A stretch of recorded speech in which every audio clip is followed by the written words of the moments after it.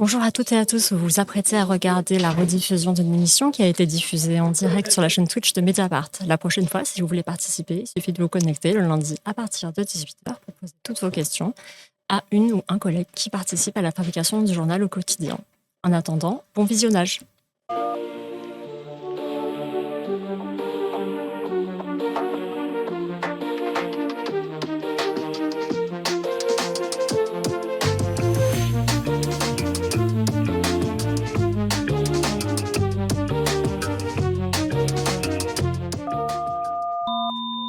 Abonnez-vous.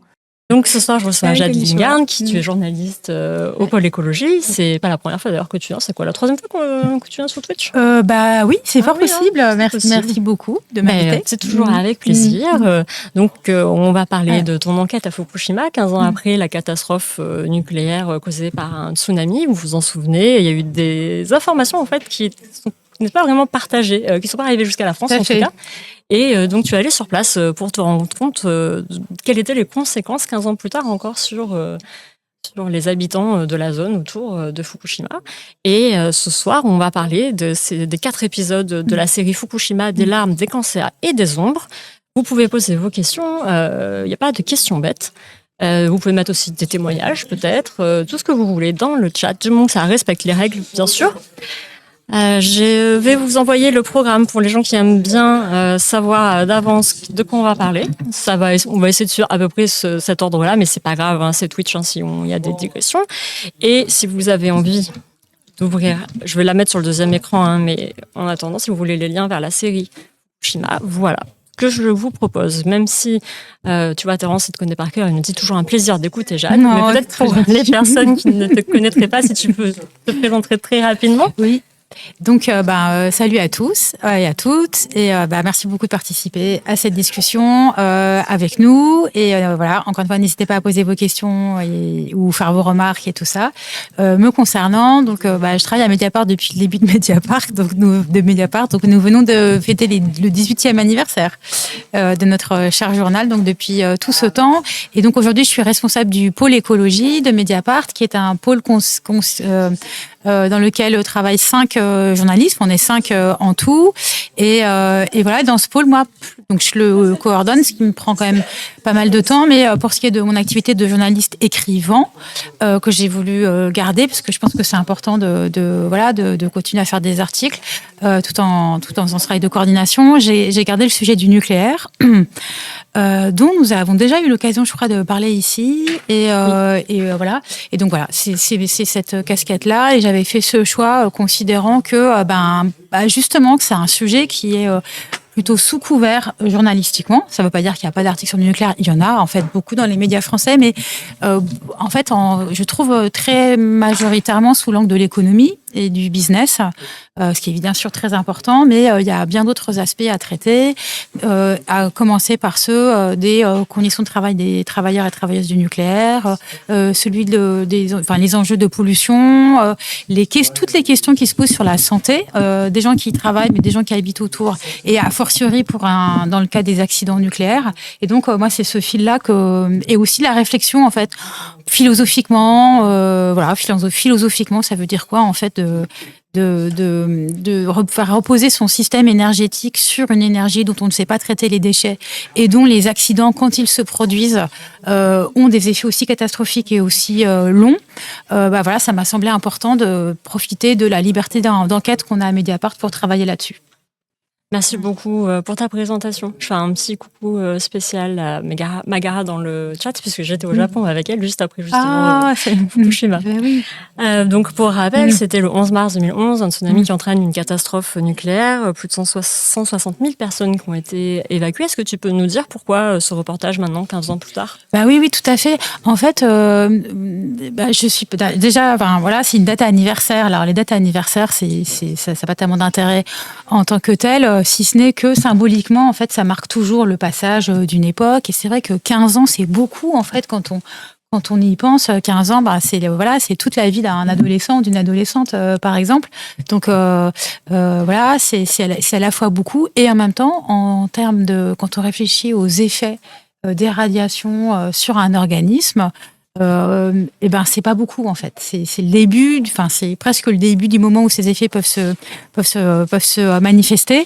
Donc il m'a semblé que symboliquement c'était quelque chose dont on pouvait saisir dans le journal pour se dire mais finalement 15 ans après en fait qu'est-ce qu'on sait aujourd'hui des impacts de cet accident sur les personnes qui habitaient à proximité, en tout cas dans la préfecture dans la préfecture de Fukushima, dans la région proche de Fukushima, et aussi en fait et pourquoi est-ce que se poser cette question et essayer de raconter ça en France aujourd'hui, parce que les personnes qui nous écoutent l'ont peut-être déjà remarqué, il y a quand même une petite musique, un discours ambiant partagé par une partie de notre élite politique et institutionnelle qui consiste à dire exactement 0 mort à Fukushima. Et en fait, je me suis dit, ok, est-ce que c'est vrai? Ce discours qui semble si installé, qui n'est pas critiqué, est-ce que c'est vrai? Donc, allons voir, en fait, qu'est-ce qu'on peut dire de manière hyper empirique et sur place de la réalité des victimes de cet accident. Tu es partie combien de temps pour ton reportage? Donc, je suis partie 3 semaines. Alors, c'était ma première fois au Japon. Donc, voilà, je suis pas du tout spécialiste du Japon, bien évidemment. Et en fait, le truc, c'est que moi, je suis arrivée, donc, évidemment, bien après la catastrophe, mais aussi, et ça c'était l'avantage de faire ce reportage aujourd'hui, je m'en suis rendu compte assez rapidement, je suis arrivée bien après la vague de journalistes, c'est-à-dire que toutes les personnes que j'ai rencontrées m'ont décrit ce flot de journalistes en 2011, donc au moment de l'accident, qui sont restés quelques jours ou quelques semaines et qui sont repartis. Et en fait, pour tout vous dire, moi, quand j'ai commencé à prendre des rendez-vous pour partir pendant 3 semaines, j'étais vraiment, j'avais la crainte que la plupart des personnes que j'allais contacter, surtout que je voulais contacter des personnes malades ou en lien avec des malades, n'aient pas envie, ne se sentent pas en confiance, n'aient pas envie de parler à une journaliste étrangère si longtemps après. Et en fait, c'est l'inverse qui s'est passé, parce que justement, c'est ça que j'ai découvert, c'est qu'il n'y a plus tellement d'intérêt, y compris de la part des journalistes et des médias japonais, pour la situation des personnes évacuées ou malades en lien avec Fukushima.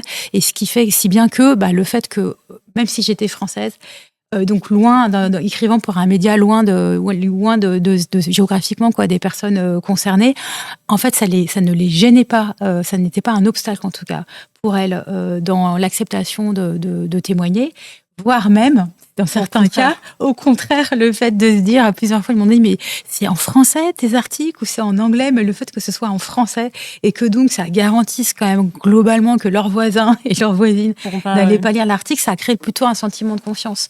Donc ça, c'était chouette. Et donc 3 semaines parce que, en fait, je me suis dit qu'il fallait au moins ça pour pouvoir un peu circuler sur place, parce que concrètement, je sais pas si ça intéresse les gens, mais je me suis basée à Tokyo. Fukushima, on va avoir une carte. Fukushima donc se trouve au nord. La centrale de Fukushima se trouve Fukushima Daiichi.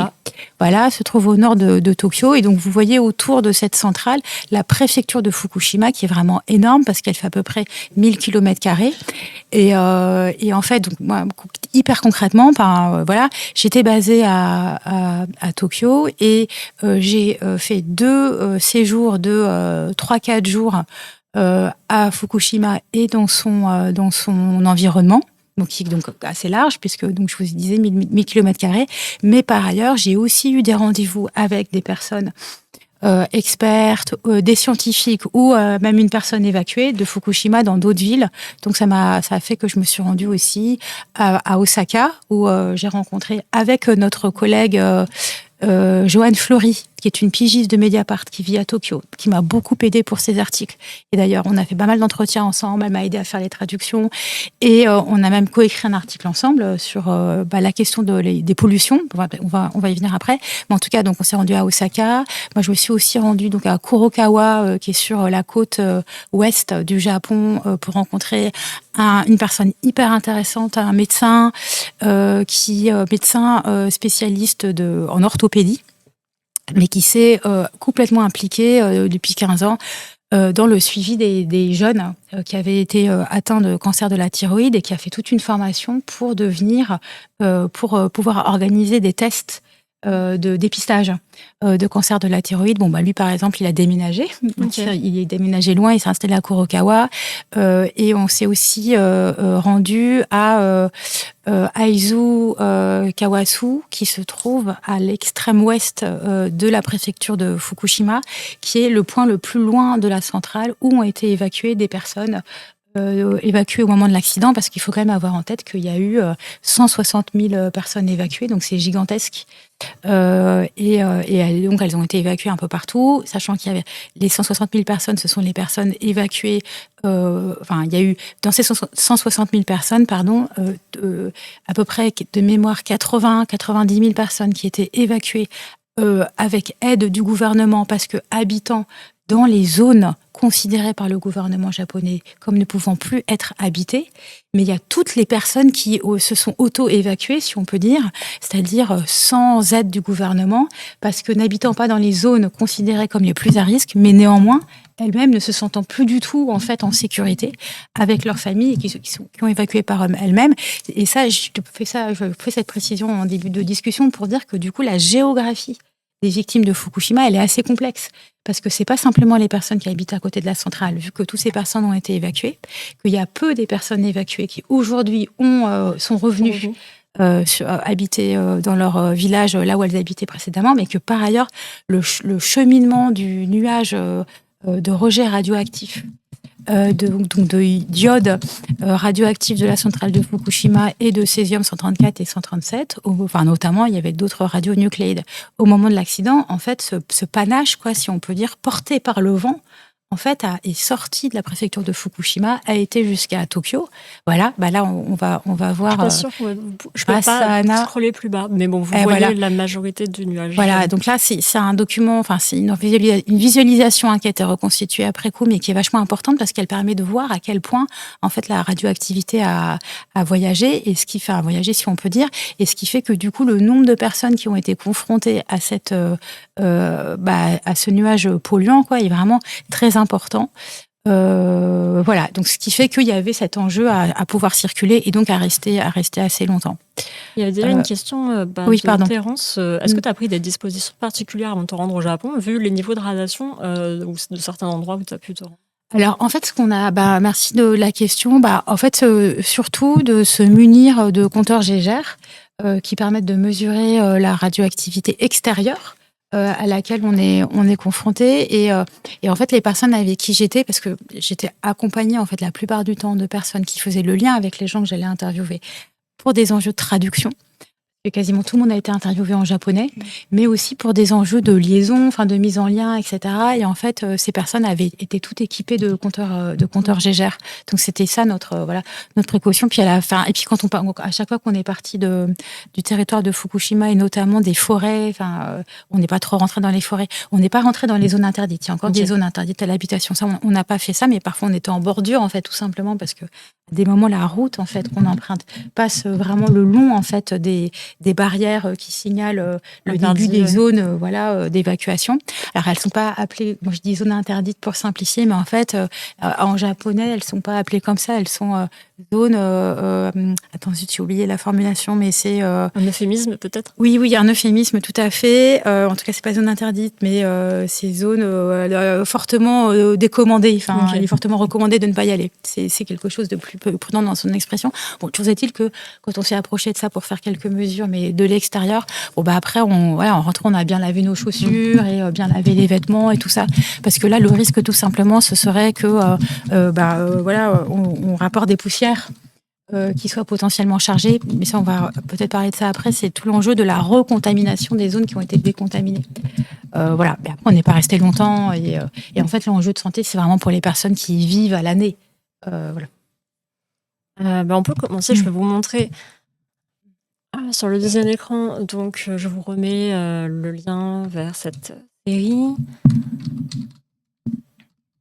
Simple, on va un petit peu revenir sur chaque article dans l'ordre dans lequel tu les as publiés, notamment le premier article sur les victimes et d'un bilan qui s'alourdit 15 ans plus tard. Déjà, est-ce que tu peux un peu nous décrypter le chiffre des morts liés au désastre qui serait de 2350 personnes à Fukushima? Est-ce que c'est les gens qui sont morts à cause du tsunami, à cause des risques nucléaires?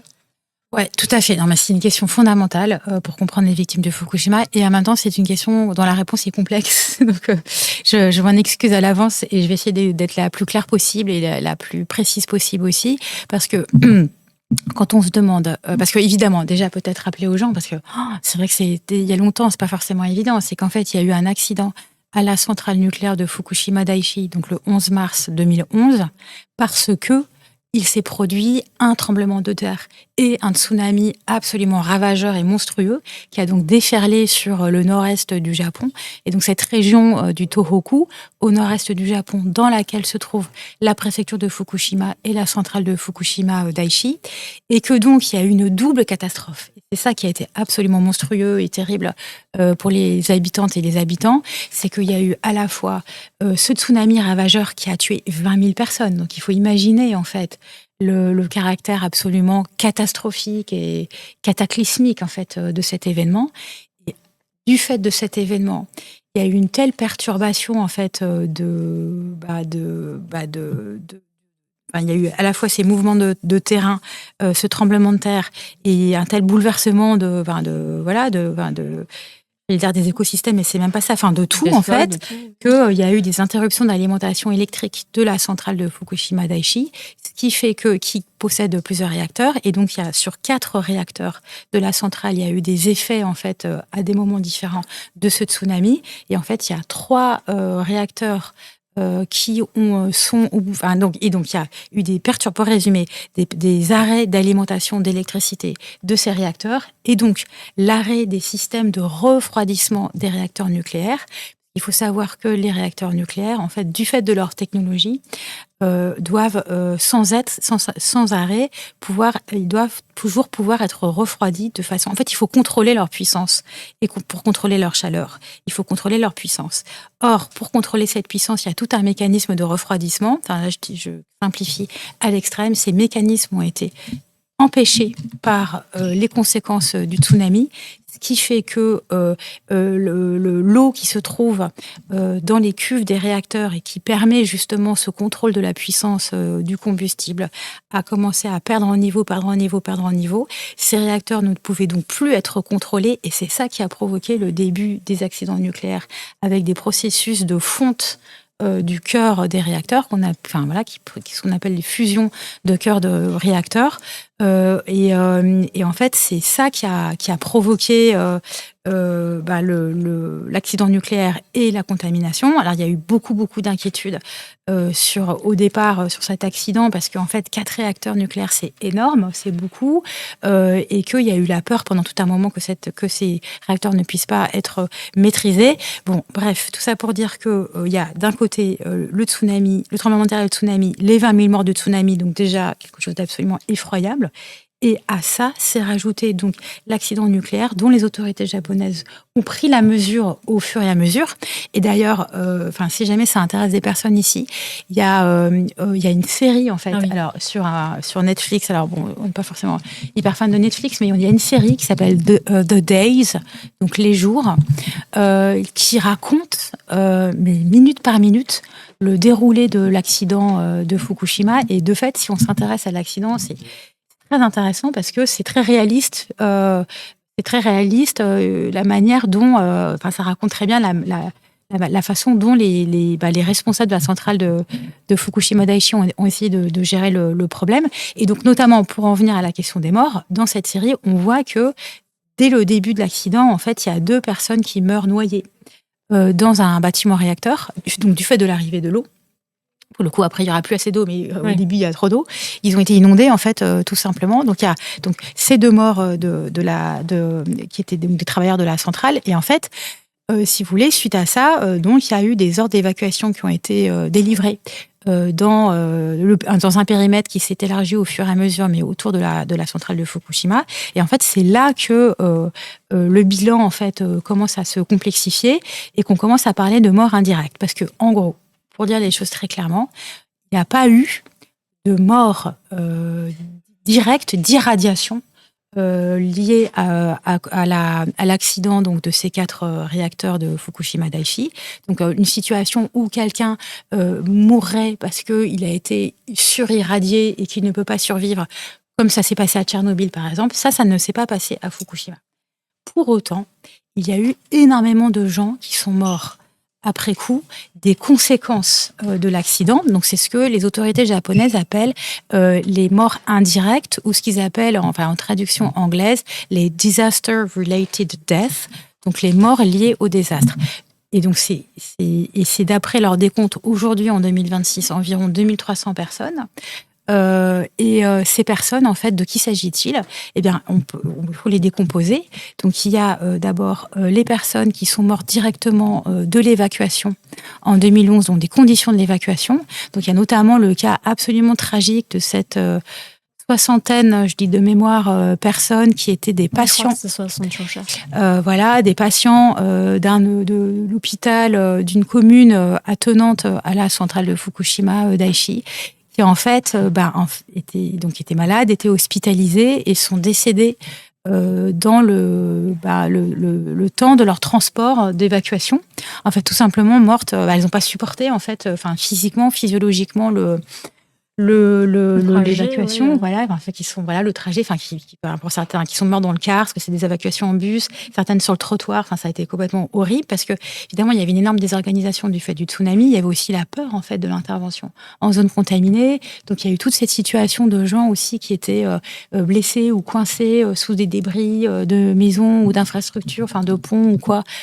À cause du tsunami, mais auquel des gens n'ont pas pu porter secours parce que il y avait une zone en fait, qui avait de délimitation dans laquelle on incitait les gens à ne pas rentrer du fait du risque de radioactivité. Donc il y a des secours qui n'ont pas pu intervenir. Donc là, c'est des situations très terribles de gens qui du coup ont été abandonnés. Tu le cites dans ton article, quelqu'un dont le cousin vient de se noyer, qui ne peut pas aller chercher le corps parce que c'est dans la zone. Voilà, c'est dans la zone irradiée. Et ça, c'est des gens qui n'ont pas été décomptés. Donc voilà, c'est pour donner un exemple des morts en lien avec le désastre. Et ensuite, il y a le cas absolument tragique de toutes les personnes, et c'est la majeure partie de ces 2300 morts indirectes du désastre, qui sont les personnes qui n'ont pas supporté l'évacuation. Donc là, mais là, en revanche, on n'a pas de chiffrage hyper précis. On a ce chiffre global donné par les autorités japonaises, mais on n'a pas de chiffrage hyper précis. Mais il s'agit des personnes soit qui se sont donné la mort. Mais à l'écran, l'étude que tu cites dans ton article. Voilà, tout à fait. Donc les gens qui se sont donné la mort, et c'était souvent des personnes âgées qui ne voulaient pas être un poids pour leurs enfants, parce que évacuer des communes de la préfecture de Fukushima, sans endroit, faut imaginer, c'est quoi la situation où on vous dit que vous pouvez plus habiter chez vous. Donc, on vous évacue. Donc, au début, pendant quelques jours, voire quelques semaines, dans des centres d'évacuation. Donc, ça veut dire dans des gymnases, dans des écoles. Vous êtes, vous avez un petit endroit pour dormir. Et puis, c'est des dortoirs, collectifs. Ça peut pas durer très longtemps, surtout quand vous avez 70, 80, 85 ans. Donc, ces gens, au bout d'un moment, se sont dit, faut trouver une solution. On peut pas retourner chez nous. Donc, pour certains, on les a incités à retourner vivre chez leurs enfants. Mais en fait, au Japon, il y a beaucoup d'appartements qui sont très petits. Donc des personnes qui du coup se sont retrouvées à devoir habiter chez leurs enfants, qui étaient parfois des appartements, des logements vraiment trop petits comme si en fait. On à des gens d'aller vivre dans leur famille à Paris. C'est ça. Et donc du coup qui au bout d'un moment n'ont pas voulu être un poids. Donc il y a donc c'est vraiment absolument tragique. Donc des gens qui se sont donné la mort, des gens qui se sont laissés mourir. Des gens qui ont sombré dans la dépression parce que elles étaient coupées de leur village, de leurs amis, de leur lien social, de tout ce qui faisait le sel de leur vie, le plaisir de leur vie, et qui sont pas forcément suicidés directement, mais qui se sont laissés mourir. Et puis il y a des personnes qui sont tombées malades, et donc c'est là où on pourra jamais savoir de quoi exactement elles sont mortes, mais en tout cas c'est dans ce contexte-là qui sont tombées malades, et que ce soit de cancer, cancer, leucémie, ce genre de maladie. Voilà, que ce soit ça, mais même des maladies, d'autres types de maladies, d'arrêt cardiaque, qui sont des manifestations d'épuisement, physiologique des personnes. Et donc, c'est toutes ces personnes qu'on appelle les morts indirectes, donc les morts liées au désastre. Et en fait, c'est vrai, c'est là où c'est un peu les victimes invisibles, si on peut dire, de la catastrophe, parce que elles sont pas victimes du tsunami. elles sont pas victimes directes de l'accident, et en même temps, elles sont quand même victimes. Et on voit bien, vous voyez, tout le temps que je mets à décrire les situations, donc c'est difficile de comprendre leur situation, et c'est ce qui fait que voilà, on a peut-être du mal à comprendre le sort tragique qui a été le leur, mais pour autant, là pour le coup, c'est indéniable que elles sont tout à fait officiellement reconnues comme des victimes de l'accident nucléaire, parce que c'est parce qu'il y a eu l'accident nucléaire qu'elles n'ont pas pu revenir chez elles. Il faut quand même avoir en tête que aujourd'hui, 15 ans après, il y a encore des zones de la préfecture de Fukushima qui sont toujours considérées comme non habitables en raison de la radioactivité de ce qui s'y trouve toujours aujourd'hui. Et ça fait à peine certains villages sont réouverts à l'habitation que depuis l'année dernière. Donc 14 ans après l'accident. Donc il faut bien avoir en tête que la situation n'est pas du tout revenue à la normale autour de Fukushima. Et c'est pour ça que quand on dit 0 mort de Fukushima, en fait, c'est pas que c'est faux, c'est que ça n'a pas de sens scientifiquement. En fait, ça veut rien dire. En fait, 0 mort, de quoi tu parles? 0 mort d'irradiation directe de la centrale, d'accord. Mais par contre, s'arrêter à ça, c'est vraiment très... c'est une vision tronquée de la réalité. Et au fond, moi, en rentrant là-bas, parce que c'était quand même très poignant de rencontrer toutes ces personnes ou toutes ces personnes concernées par l'évacuation, en fait, je trouve que c'est pas respectueux de la souffrance qui a été vécue par toutes ces familles. Et donc, non, enfin, la prochaine fois qu'on vous dit 0 mort à Fukushima, vous demandez, en fait, de qui vous parlez. Et en fait, juste, voilà, il y a un musée, voilà, qui est un musée officiel à côté de la centrale de Fukushima, qui est le musée du désastre qui documente ce qui est arrivé aux victimes du tsunami et aux victimes de la centrale et aux victimes de l'évacuation, et qui raconte tout ça de manière très pragmatique, j'ai envie de dire. Et donc, en fait, en réalité, incontestable. Là, il n'y a pas de controverse d'aucune manière, quoi. Il y a juste un problème de malinformation, je pense, du public français sur les effets de l'évacuation. Voire de désinformation, parce que, alors on a plusieurs remarques dans le chat. Cry Me a River Darling qui disait en 2021, Arnaud Montebourg, nucléaire bien connu, pro-nucléaire, je pense que tu veux dire bien connu, avait osé dire Fukushima 0 mort. Il y a un débat qui s'ouvre, mais enfin 0 mort. Tchernobyl, 0 mort, mais alors là encore mieux. Il a ensuite reconnu son erreur. C'est quelque chose qu'on entend souvent en France, sur en tout cas Fukushima, Tchernobyl, c'est rare les gens qui osent quand même, parce qu'on a un peu plus de recul. Et on a aussi Agaltian et Fouki qui précise par rapport à ce que tu expliquais sur les personnes âgées dépressives qui se laissent mourir. C'est ce qu'on appelle le syndrome du glissement. C'est ça, de se laisser aller. Et en fait, ce que je voudrais aussi peut-être ajouter à ce stade, c'est que toutes les personnes à qui j'ai parlé me disaient, oui, c'est bien de parler des morts, mais en fait, les victimes ne sont pas que les morts. Et en fait, le fait d'avoir été évacué de force de chez soi et de pas pouvoir y revenir. On va prendre toutes ces affaires, en fait, juste tout est laissé tel quel. Puis abandonné sa vie. Exactement. Peut-être aussi préciser que c'est une zone qui est assez rurale, donc il y a beaucoup de gens qui vivent du travail de la terre qui des juste c'est fini. Tout à fait. Je crois que tu dis il y a 650 000 animaux qui sont morts. Alors ça, c'est un des aspects les plus glauques de cette histoire, c'est qu'effectivement, parce qu'en fait, comme dit Anna très justement, il faut avoir en tête que c'est une région très rurale, donc très agricole.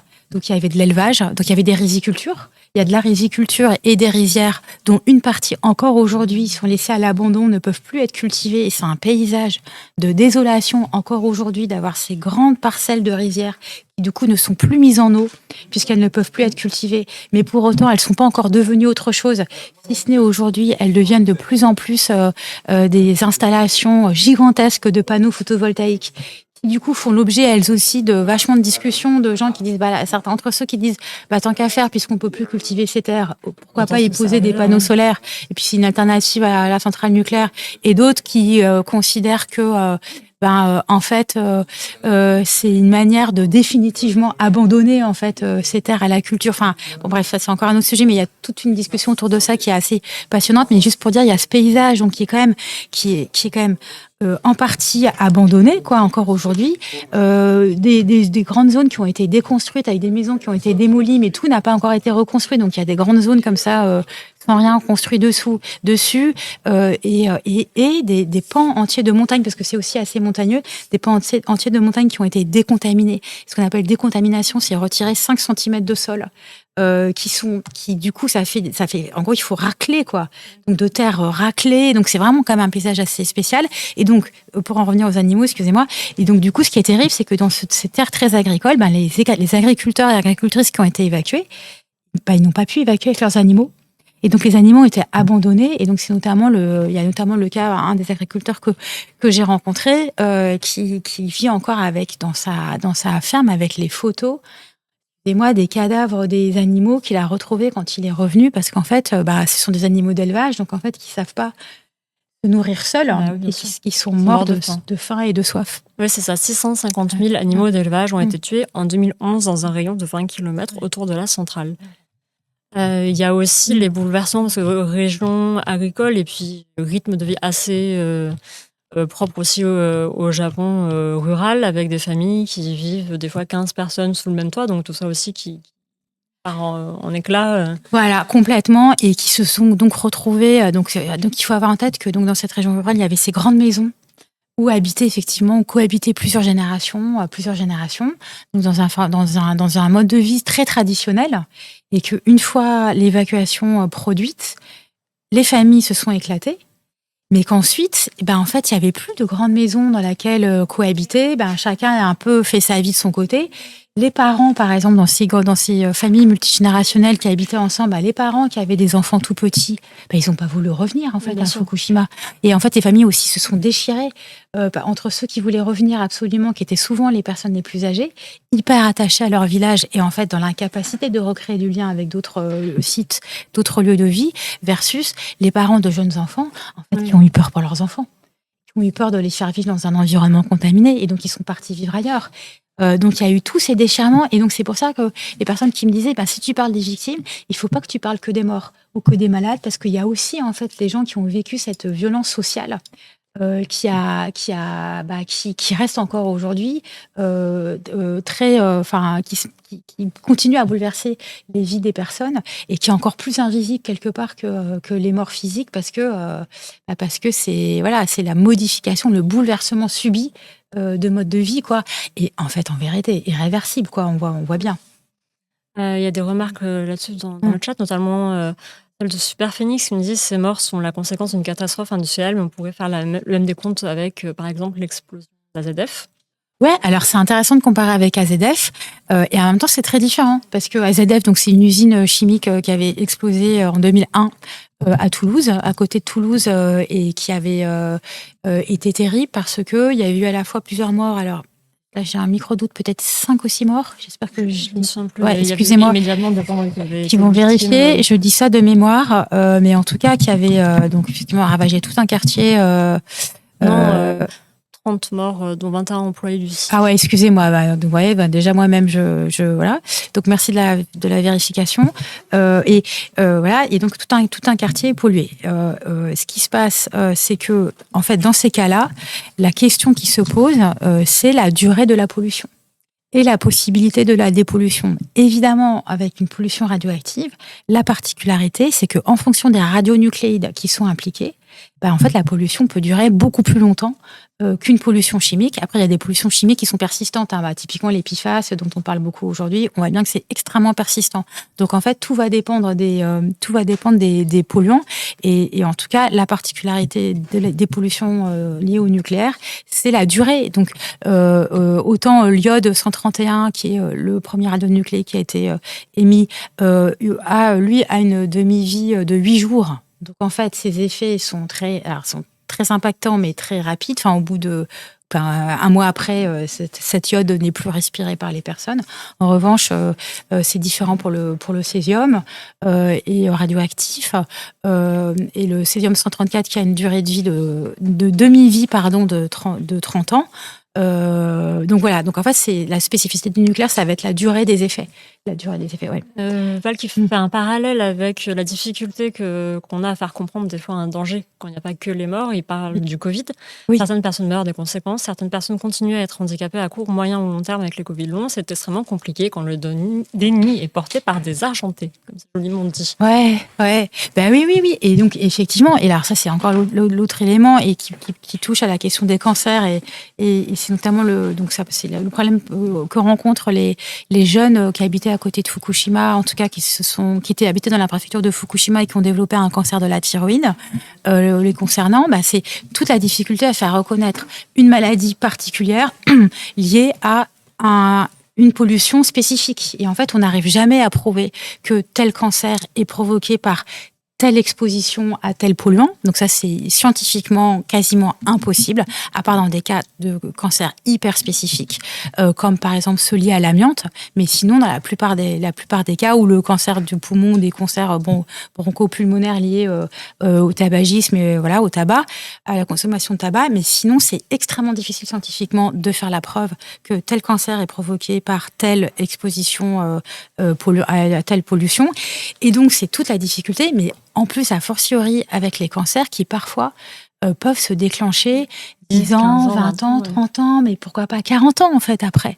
Et c'est vraiment des lésions invisibles puisque le principe c'est que l'ingestion d'un radionucléide dans un organisme humain peut provoquer des lésions donc sur les cellules dont les conséquences en fait peuvent se manifester des années plus tard, mais après que ces personnes aient été exposées par ailleurs à plein d'autres polluants. Enfin bref, c'est pour dire que effectivement, avec le nucléaire, il y a cette difficulté qui est la latence, qui est donc la durée de manifestation des effets et leur invisibilité, puisqu'évidemment, l'exposition, à part quand c'est vraiment une radioactivité extrêmement monstrueuse et très importante, on ne sent pas en fait son effet. C'est invisible, inodore. On ne sent pas physiquement. Et donc, c'est effectivement ce qui rend la question du bilan en fait sanitaire de la catastrophe de Fukushima très difficile. Mais moi, c'est ce qui me fait penser que c'est pour ça que ça peut être utile. Enfin, notre journalisme, il doit servir à essayer on peut pas nous apporter toutes les réponses, mais par contre, essayer d'aider à comprendre et à clarifier, c'est pas parce que c'est difficile qu'il faut pas se lancer là-dedans. Moi, je trouve au contraire, en fait, c'est à ça qu'on doit pouvoir servir. Et en tout cas, moi, ce que je me suis dit, c'est que déjà, une première chose, c'est d'essayer de documenter les cas des malades. Et donc, parce que les malades, ils existent pour autant. Et donc aujourd'hui, on considère qu'il y a à peu près 400 personnes qui avaient moins de 18 ans au moment de l'accident de Fukushima, donc en 2011. Donc aujourd'hui, qui ont entre 18 ans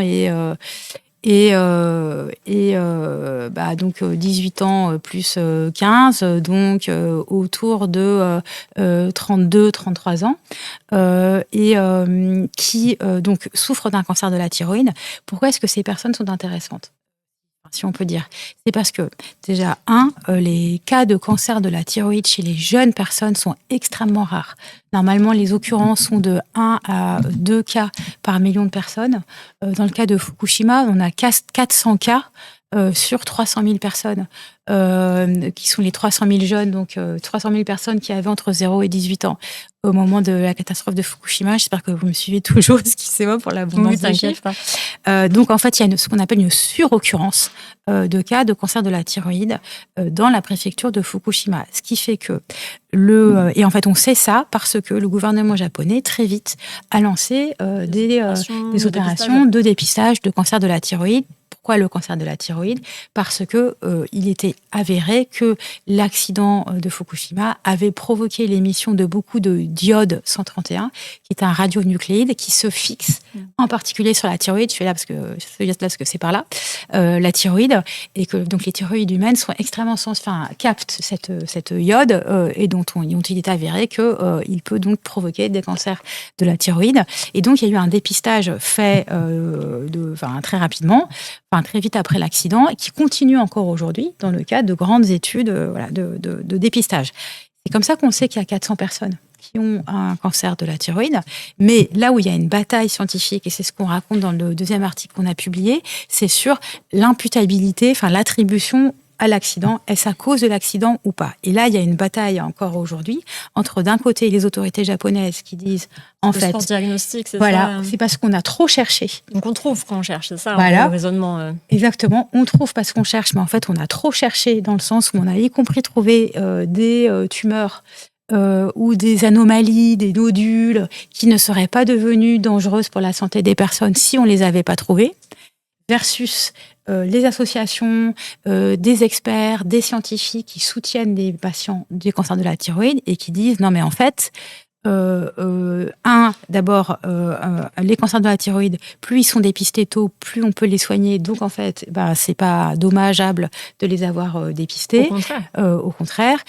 Et 2, en fait, au vu le nombre de cas, il n'est pas possible que ces 400 cas soient uniquement liés à du surdiagnostic.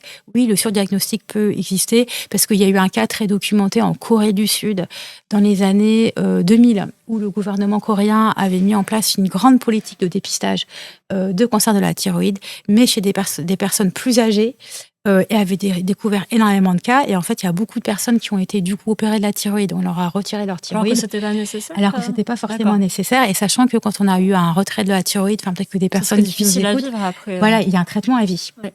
Donc c'est quand même, c'est un peu invalidant. Handicapant, même en termes d'humeur aussi. Exactement, puis en termes d'énergie et tout ça. Donc c'est pas anodin comme opération. Et donc, il y a eu un retour d'expérience sur le cas coréen pour dire, en fait, attention, effectivement, ça peut exister, le surdiagnostic. Et donc, c'est l'exemple qui est utilisé par le gouvernement japonais pour dire, il s'est passé la même chose à Fukushima, sauf que donc, ces experts et ces scientifiques qui soutiennent les patients disent, mais non, parce que c'est pas les mêmes personnes. Là, on parle de gens très jeunes qui normalement n'auraient pas dû avoir de cancer de la thyroïde. Et par ailleurs... Quand ils ont été opérés, c'était des tumeurs malignes. Oui, bien sûr, parce qu'en fait, il y a plusieurs. Là, il y a un premier dépistage par échographie. Ensuite, pour les personnes sur lesquelles il y a une suspicion, il y a des prélèvements de tumeurs. Et donc, il y a effectivement des tumeurs qui étaient alors malignes. Après, il y a toute une discussion sur c'est quoi la malignité d'une tumeur. Mais donc, en tout cas, c'est pour ça qu'il y a toute une discussion sur la taille des nodules. Dans quelle mesure est-ce que c'était les médecins ont jugé opportun d'opérer des très jeunes adultes, voire des enfants, pour donc certains à 4 ans, il y avait un cas d'enfant de 4 ans. Et en fait, il y a un procès qui dure depuis des années, mais qui est toujours en cours. Alors, il y a de la part de seulement 7 patients, donc on va considérer que c'est pas beaucoup par rapport aux 400 malades, mais il y a quand même un procès qui est toujours en cours. Et en fait, moi, quand j'y étais, j'ai eu la chance de pouvoir assister à une audience de ce procès. Parce que c'était le hasard, mais ça tombait bien pour moi, entre guillemets. Et c'était vraiment très impressionnant parce que ça, je le raconte dans le 2e article, parce que dans ce procès, donc c'est un procès de 7 patients, 2 malades de cancer de la thyroïde, qui demandent la reconnaissance de TEPCO, donc l'exploitant de la centrale nucléaire de Fukushima Daiichi. Il demande la reconnaissance la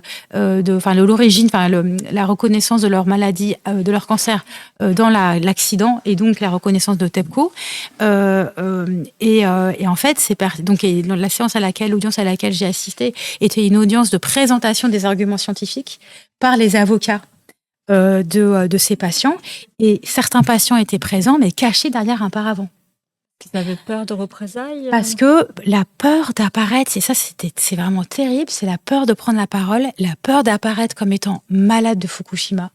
Parce qu'en fait, il y a eu tout un processus de stigmatisation et de discrimination, en fait, de certains malades de Fukushima, soit des malades de Fukushima, soit des personnes simplement qui ont été évacuées et dont les gens se moquaient par t'es radioactif, t'es dangereux, mais ça pouvait aller jusqu'à des personnes qui ont craint de pas pouvoir se marier, la crainte notamment pour les femmes d'être vues comme étant du coup potentiellement transmettrices de maladies ou de déformations. Alors après, avérées ou pas, je me positionne pas là-dessus, mais c'est juste pour dire les peurs, en fait, les craintes liées à cette expérience-là. Et donc, à ce qu'on disait depuis le début, là, sur toute la violence de l'évacuation, s'ajoute la violence de la stigmatisation, sachant que, évidemment, au Japon, c'est un sujet qui est extrêmement sensible, parce que c'est un pays qui a connu les 2 bombes atomiques de Hiroshima et Nagasaki, et le sort terrible des hibakusha, donc les irradiés d'Hiroshima et Nagasaki, qui ont vécu toute leur vie avec le stigmate d'avoir été un irradié, et donc d'avoir fait peur aux gens. En fait, il y a un passif terrible au Japon autour de ça, et ce mot hibakusha, irradié, est le même utilisé pour les irradiés de Fukushima, les irradiés. Alors, irradiés ou pas, mais en tout cas, c'est le même mot qui est utilisé pour les malades de Fukushima. Et notre collègue Joanne Flory, qui vit au Japon, que je citais tout à l'heure, qui est pigiste à Mediapart, elle a publié l'année dernière toute une série absolument passionnante sur l'anniversaire, parce que l'année dernière, c'était les 80 ans, le 80e anniversaire du bombardement de Hiroshima et Nagasaki. Elle a publié une série d'articles, une série de reportages sur l'abattage justement des hibakusha, des irradiés, irradiés d'Hiroshima pour la reconnaissance de leur souffrance. Et il y a un des épisodes qui pose la question du lien avec Fukushima. Donc pour les personnes qui ça intéresse, je vous conseille la série de Joanne Fleury. C'était chez nous. C'était chez nous et c'était l'été dernier. Et pardon, j'aurais dû t'envoyer les références. Avant, je pense si on fait Hiroshima, Joanne Fleury. J'ai mal écrit Joanne Fleury, non, c'est comme ça. Ouais, Joanne Fleury avec un. Et si tu fais Hiroshima. Ah, mais c'est ma faute, oui, j'avais mal écrit. Je sais pas pourquoi dans ma tête. Je vais le trouver. Et on va trouver ça. Voilà, de Hiroshima à Fukushima et retour. Je vous l'envoie dans le chat. Super. D'ailleurs, je voulais vous lire dans ce témoignage, donc dans ton deuxième article, sur une jeune femme qui rentre à l'université d'Osaka et le prof canadien qui fait l'appel et qui demande à chacun d'où il vient. Et quand elle dit qu'elle vient de Fukushima, l'enseignant éteint la lumière, elle dit elle va s'éclairer. C'est drôle, elle est irradiée. J'avais vu des témoignages de harcèlement scolaire, de mise à l'écart qui font un peu penser à des clichés qu'il peut y avoir peut-être liés aussi au VIH, comme si les gens, juste par un contact physique, vont eux-mêmes récupérer des ondes radioactives, alors que peut-être que la personne en plus n'a rien du tout subi à Fukushima. Et ça me fait arriver à la question de Magara, dont je parlais tout à l'heure. Avez-vous remarqué des restes du tabou autour de la catastrophe parmi les Japonais avec qui vous avez échangé? Donc, il y a ces témoignages, la peur de parler. La peur de témoigner, la crainte d'être mal vu, des personnes, par exemple les deux. Donc j'ai réussi à rencontrer 2 malades de cancer de la thyroïde grâce à une association qui fait un travail extraordinaire, qui est la fondation du 11 mars, donc la date du début de l'accident de Fukushima, qui est la date du tsunami. Ces personnes que j'ai pu rencontrer de visu à Tokyo n'ont pas voulu montrer leur visage, n'ont pas voulu être photographiées. Une des 2 personnes témoigne sous pseudonyme. Et la deuxième personne m'a bien demandé à ce qu'on ne mette pas son nom de famille. Donc voilà, il y avait vraiment cette précaution, la volonté de ne pas vouloir être identifié par peur de représailles, et même dans un média français. Donc voilà, ça, c'est un signal de ça. Et après, j'ai vraiment, j'ai on m'a raconté plein d'anecdotes. Alors moi, j'ai pas pu vérifier, donc j'ai pas forcément mis dans les articles, mais de personnes qui, par exemple, habitaient dans une commune un village qui s'appelle Namier, où il y a encore aujourd'hui, qui a été évacué, qui n'a été réouvert à l'habitation que l'année dernière, où il y a encore, en certains endroits, beaucoup des niveaux élevés de radioactivité, des points chauds de radioactivité, des personnes qui en sont parties avec des petits, avec des enfants tout petits à l'époque, et si un des 2 parents était resté à proximité ou voulait continuer à venir à Namier pour, ça c'était il y a plusieurs années, pour aider à nettoyer le village, à déblayer, etc., qui n'avaient pas le droit d'embrasser leur enfant en revenant chez eux le soir. Enfin, moi j'ai entendu plein d'histoires de ce type. Alors aujourd'hui c'est plus tellement ça, ça c'est plus des histoires du passé, mais en tout cas que les gens continuent à raconter, donc ils montrent à quel point ça a été un traumatisme. En fait, c'est une forme de traumatisme, tout simplement, quoi, pour toutes ces personnes. Et c'est vrai que ça fait partie des raisons pour lesquelles la question de la mémoire de Fukushima aujourd'hui, de l'accident de Fukushima, elle est très empêchée, cette mémoire, parce qu'il y a d'un côté la volonté du gouvernement japonais de vouloir fermer la page, de dire l'accident est terminé, maintenant c'est fini, on est passé à autre chose. Et si vous vous souvenez, en 2021, les Jeux Olympiques qui sont passés à Tokyo, alors c'était en plein Covid, donc c'était avec très peu de public et tout, mais toute une partie en fait du cheminement, du trajet de la flamme olympique est passé par Fukushima. Et c'est même parti de Fukushima. Et c'était une volonté du gouvernement japonais pour signaler au monde entier que maintenant la catastrophe est terminée. Oui. Voilà, donc là, il y a vraiment une volonté, il y a un discours vraiment très affirmatif de la part du gouvernement japonais pour dire la catastrophe est finie. Donc ça empêche beaucoup la mémoire de Fukushima aujourd'hui. Mais à cela s'ajoute donc l'autocensure, la gêne, la peur de parler. Et c'est vrai que tout ça concourt, en fait, même si on peut comprendre les raisons de cela, mais concourt au fait qu'aujourd'hui, finalement, il y a plein de gens qui ont envie de tourner la page et de dire c'est fini, il n'y a plus tellement voilà, c'est une histoire terminée, c'est une affaire terminée, sauf qu'on voit bien que non, puisque encore aujourd'hui le nombre de victimes continue de s'allonger. parce qu'en fait même le décompte des morts, ça c'est mis à jour en fait. Voilà, il continue à être mis à jour, y compris donc les morts liées au désastre, ça continue à augmenter dans les chiffres officiels. On a toute la bataille donc des malades de la thyroïde, du cancer de la thyroïde dont on vient de parler. Il y a aussi tout l'enjeu des maladies des travailleurs qui sont allés travailler dans la centrale de Fukushima pour le nettoyage de la centrale. Et donc là, on a fait un article autour d'un travailleur qui s'appelle Arakabu, alors qui est aussi un pseudonyme. Aussi, ouais. Qui a eu une leucémie après avoir travaillé dans plusieurs réacteurs nucléaires, donc c'est la même chose. Il lui-même dit « Je ne sais pas si c'est à cause de la centrale de Fukushima que j'ai eu une leucémie, n'empêche que j'ai eu une leucémie après avoir travaillé à Fukushima Daiichi et dans d'autres réacteurs nucléaires. Et lui aussi, aujourd'hui, est en procès contre TEPCO pour faire reconnaître son cancer comme une maladie professionnelle. Et donc, il a recueilli les doses auxquelles il a été exposé. Mais donc, c'était pour dire que du coup, c'est pas une histoire terminée. Mais que c'est fort difficile pour les personnes directement concernées de continuer à faire exister à faire comprendre en fait aux autres que cette histoire continue. Et c'est vrai que c'est malaisant, en fait. Personne n'a tellement envie de réfléchir à ça. En tout cas, plein de gens n'ont pas envie de se dire « Ah bah ouais, mais 15 ans après, les effets continuent à se produire. » Et c'est toute la difficulté, en fait, de ce type de sujet. Oui, d'ailleurs, on voit aussi par rapport aux travailleurs qui ont été comme Arakabu, qui ont été dépêchés sur les lieux un peu aussi dans la précipitation. Oui. Il explique qu'il n'y a pas assez de protection plombée pour tout le monde, mais que les managers demandent quand même aux ouvriers de prendre leur poste. Il explique aussi qu'ils ont une consigne, qu'ils ont un appareil qui leur signale quand les radiations sont trop élevées, mais qu'on leur responsable leur disent vous l'éteignez et vous continuez à travailler. Voilà.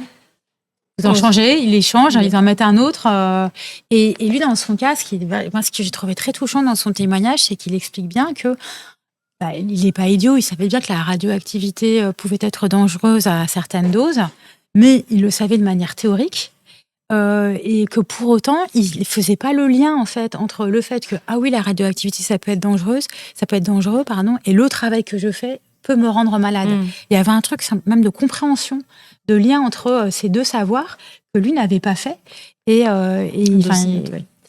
d'ailleurs, je ne sais pas si tu as encore d'autres articles sous le coude. Moi, c'est quelque chose qui m'avait choqué à l'époque. Il y avait des rumeurs que TEPCO aurait fait appel à des yakuza pour la gestion immédiate des déchets et que, étant des gens de peu de valeur, ils ramassaient un peu dans la rue, alors soit des personnes sans abri, soit des personnes avec des problèmes de handicap mental, sans leur expliquer les risques, en les payant la journée en liquide.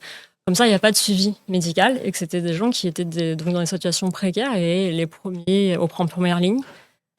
Tout à fait. Alors, moi, je n'ai pas spécifiquement travaillé là-dessus, mais en revanche, il y a eu des articles là-dessus dans la presse japonaise, complètement. Donc, je crois, complètement... C'est un cynisme hallucinant quand même. Ouais. Après, c'est aussi une forme d'empirisme, c'est-à-dire qui veut aller travailler à la centrale de Fukushima, parce qu'en même temps, il faut bien des gens pour y travailler. En fait, c'est un peu le dilemme. Je ne sais pas du tout pour justifier ça, mais c'est pour dire que pour autant, en fait, il faut bien qu'il y ait des gens qui y aillent. Et c'est tout le problème, c'est qu'en fait, 15 ans après, il y a toujours énormément de radioactivité dans ces centrales. Il faut sortir cette radioactivité. 15 ans après, il y a toujours le problème de qu'est-ce qu'on fait de la terre qui a été retirée des sols, terre contaminée qui a été retirée, qui a été mise dans des gros sacs. Et qu'est-ce qu'on en fait aujourd'hui ? Et pareil, toute l'eau. Il y a eu des quantités énormissimes d'eau qui ont été déversées sur les réacteurs pour continuer à les éteindre, grosso modo, pendant toutes ces années, donc qui ont été nécessaires, qui ont permis que les réacteurs ne s'emballent pas et que l'accident soit contenu.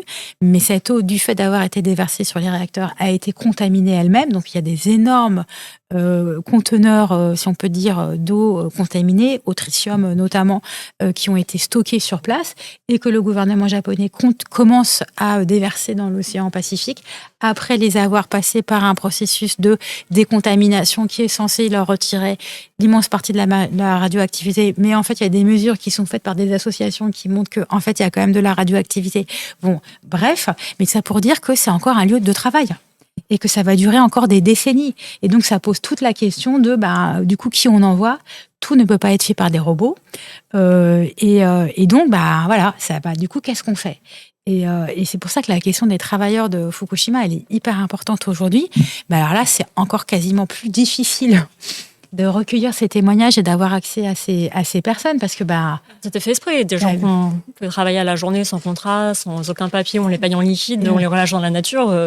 Et puis même quand ils sont pas si précaires que ça, voilà, les travailleurs des sites chimiques et des centrales nucléaires, en fait, c'est des gens qui ont pas envie la plupart du temps de témoigner contre leur employeur, contre leur lieu de travail, et donc voilà, ce qui fait que c'est quand même un peu une boîte noire encore aujourd'hui, ce qui se passe dans la centrale de Fukushima, même s'il y a des journalistes au Japon qui essaient de travailler là-dessus, mais voilà, c'est quand même une vraie difficulté. Mais en tout cas, voilà, c'est un sujet qui va rester pendant encore plusieurs décennies. Hein. Ouais.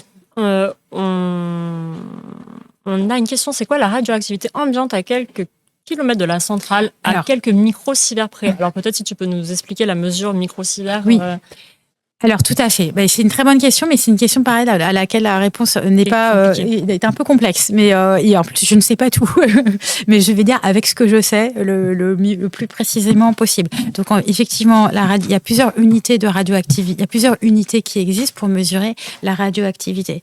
Celle qu'on utilise, en tout cas qu'utilisent beaucoup les habitantes et habitants de la zone autour de Fukushima, c'est le microsievert. Donc un microsievert, c'est un millième d'un millisievert, et le millisievert, qui est lui-même le millième du sievert, c'est l'unité qui est utilisée pour mesurer l'impact de la radioactivité sur un organisme. Le potentiel plutôt impact de la radioactivité sur un organisme. Et donc, de ce point de vue-là, millisievert, c'est par an, microsievert, c'est par heure.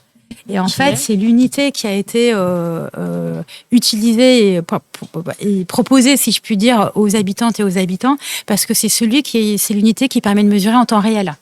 Et donc, on a vu dans les photos là qui ont déroulé, que Anna a montré des différents articles, à des moments, il y a des panneaux en fait. Il y a plein de panneaux d'affichage un peu partout dans la préfecture de Fukushima qui mesurent donc en temps réel. Voilà, par exemple, là, sur cette photo, on voit le chiffre de derrière, là, 0,353. Ce sont des microsieverts par heure. C'est le panneau officiel. Voilà, panneaux officiels. Et donc, il y en a un peu partout qui permettent donc de donner aux gens une idée de la radioactivité à laquelle ils s'exposent à cet endroit-là précisément. Mais ce qu'il faut savoir, c'est deux trucs. C'est que, c'est variable. D'un endroit à l'autre, ça varie. Donc, par exemple, nous, pendant nos déplacements, même sur la route, parce qu'il y en a aussi au-dessus d'autoroutes, il y en a dans les parcs pour enfants, il y en a dans plein d'endroits, pas partout, mais quand même dans plein d'endroits.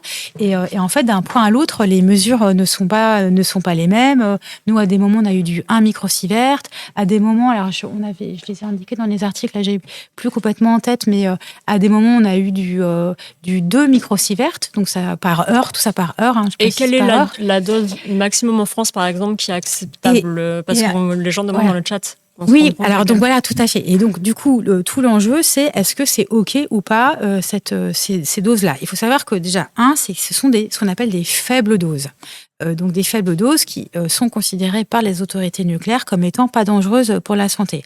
Et donc on va dire que, en gros, en France, le seuil qui est recommandé pour la population civile, c'est pas plus de 1 millisievert par an.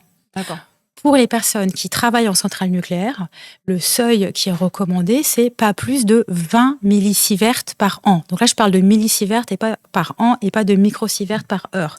Donc il y a tout un enjeu de conversion. La différence.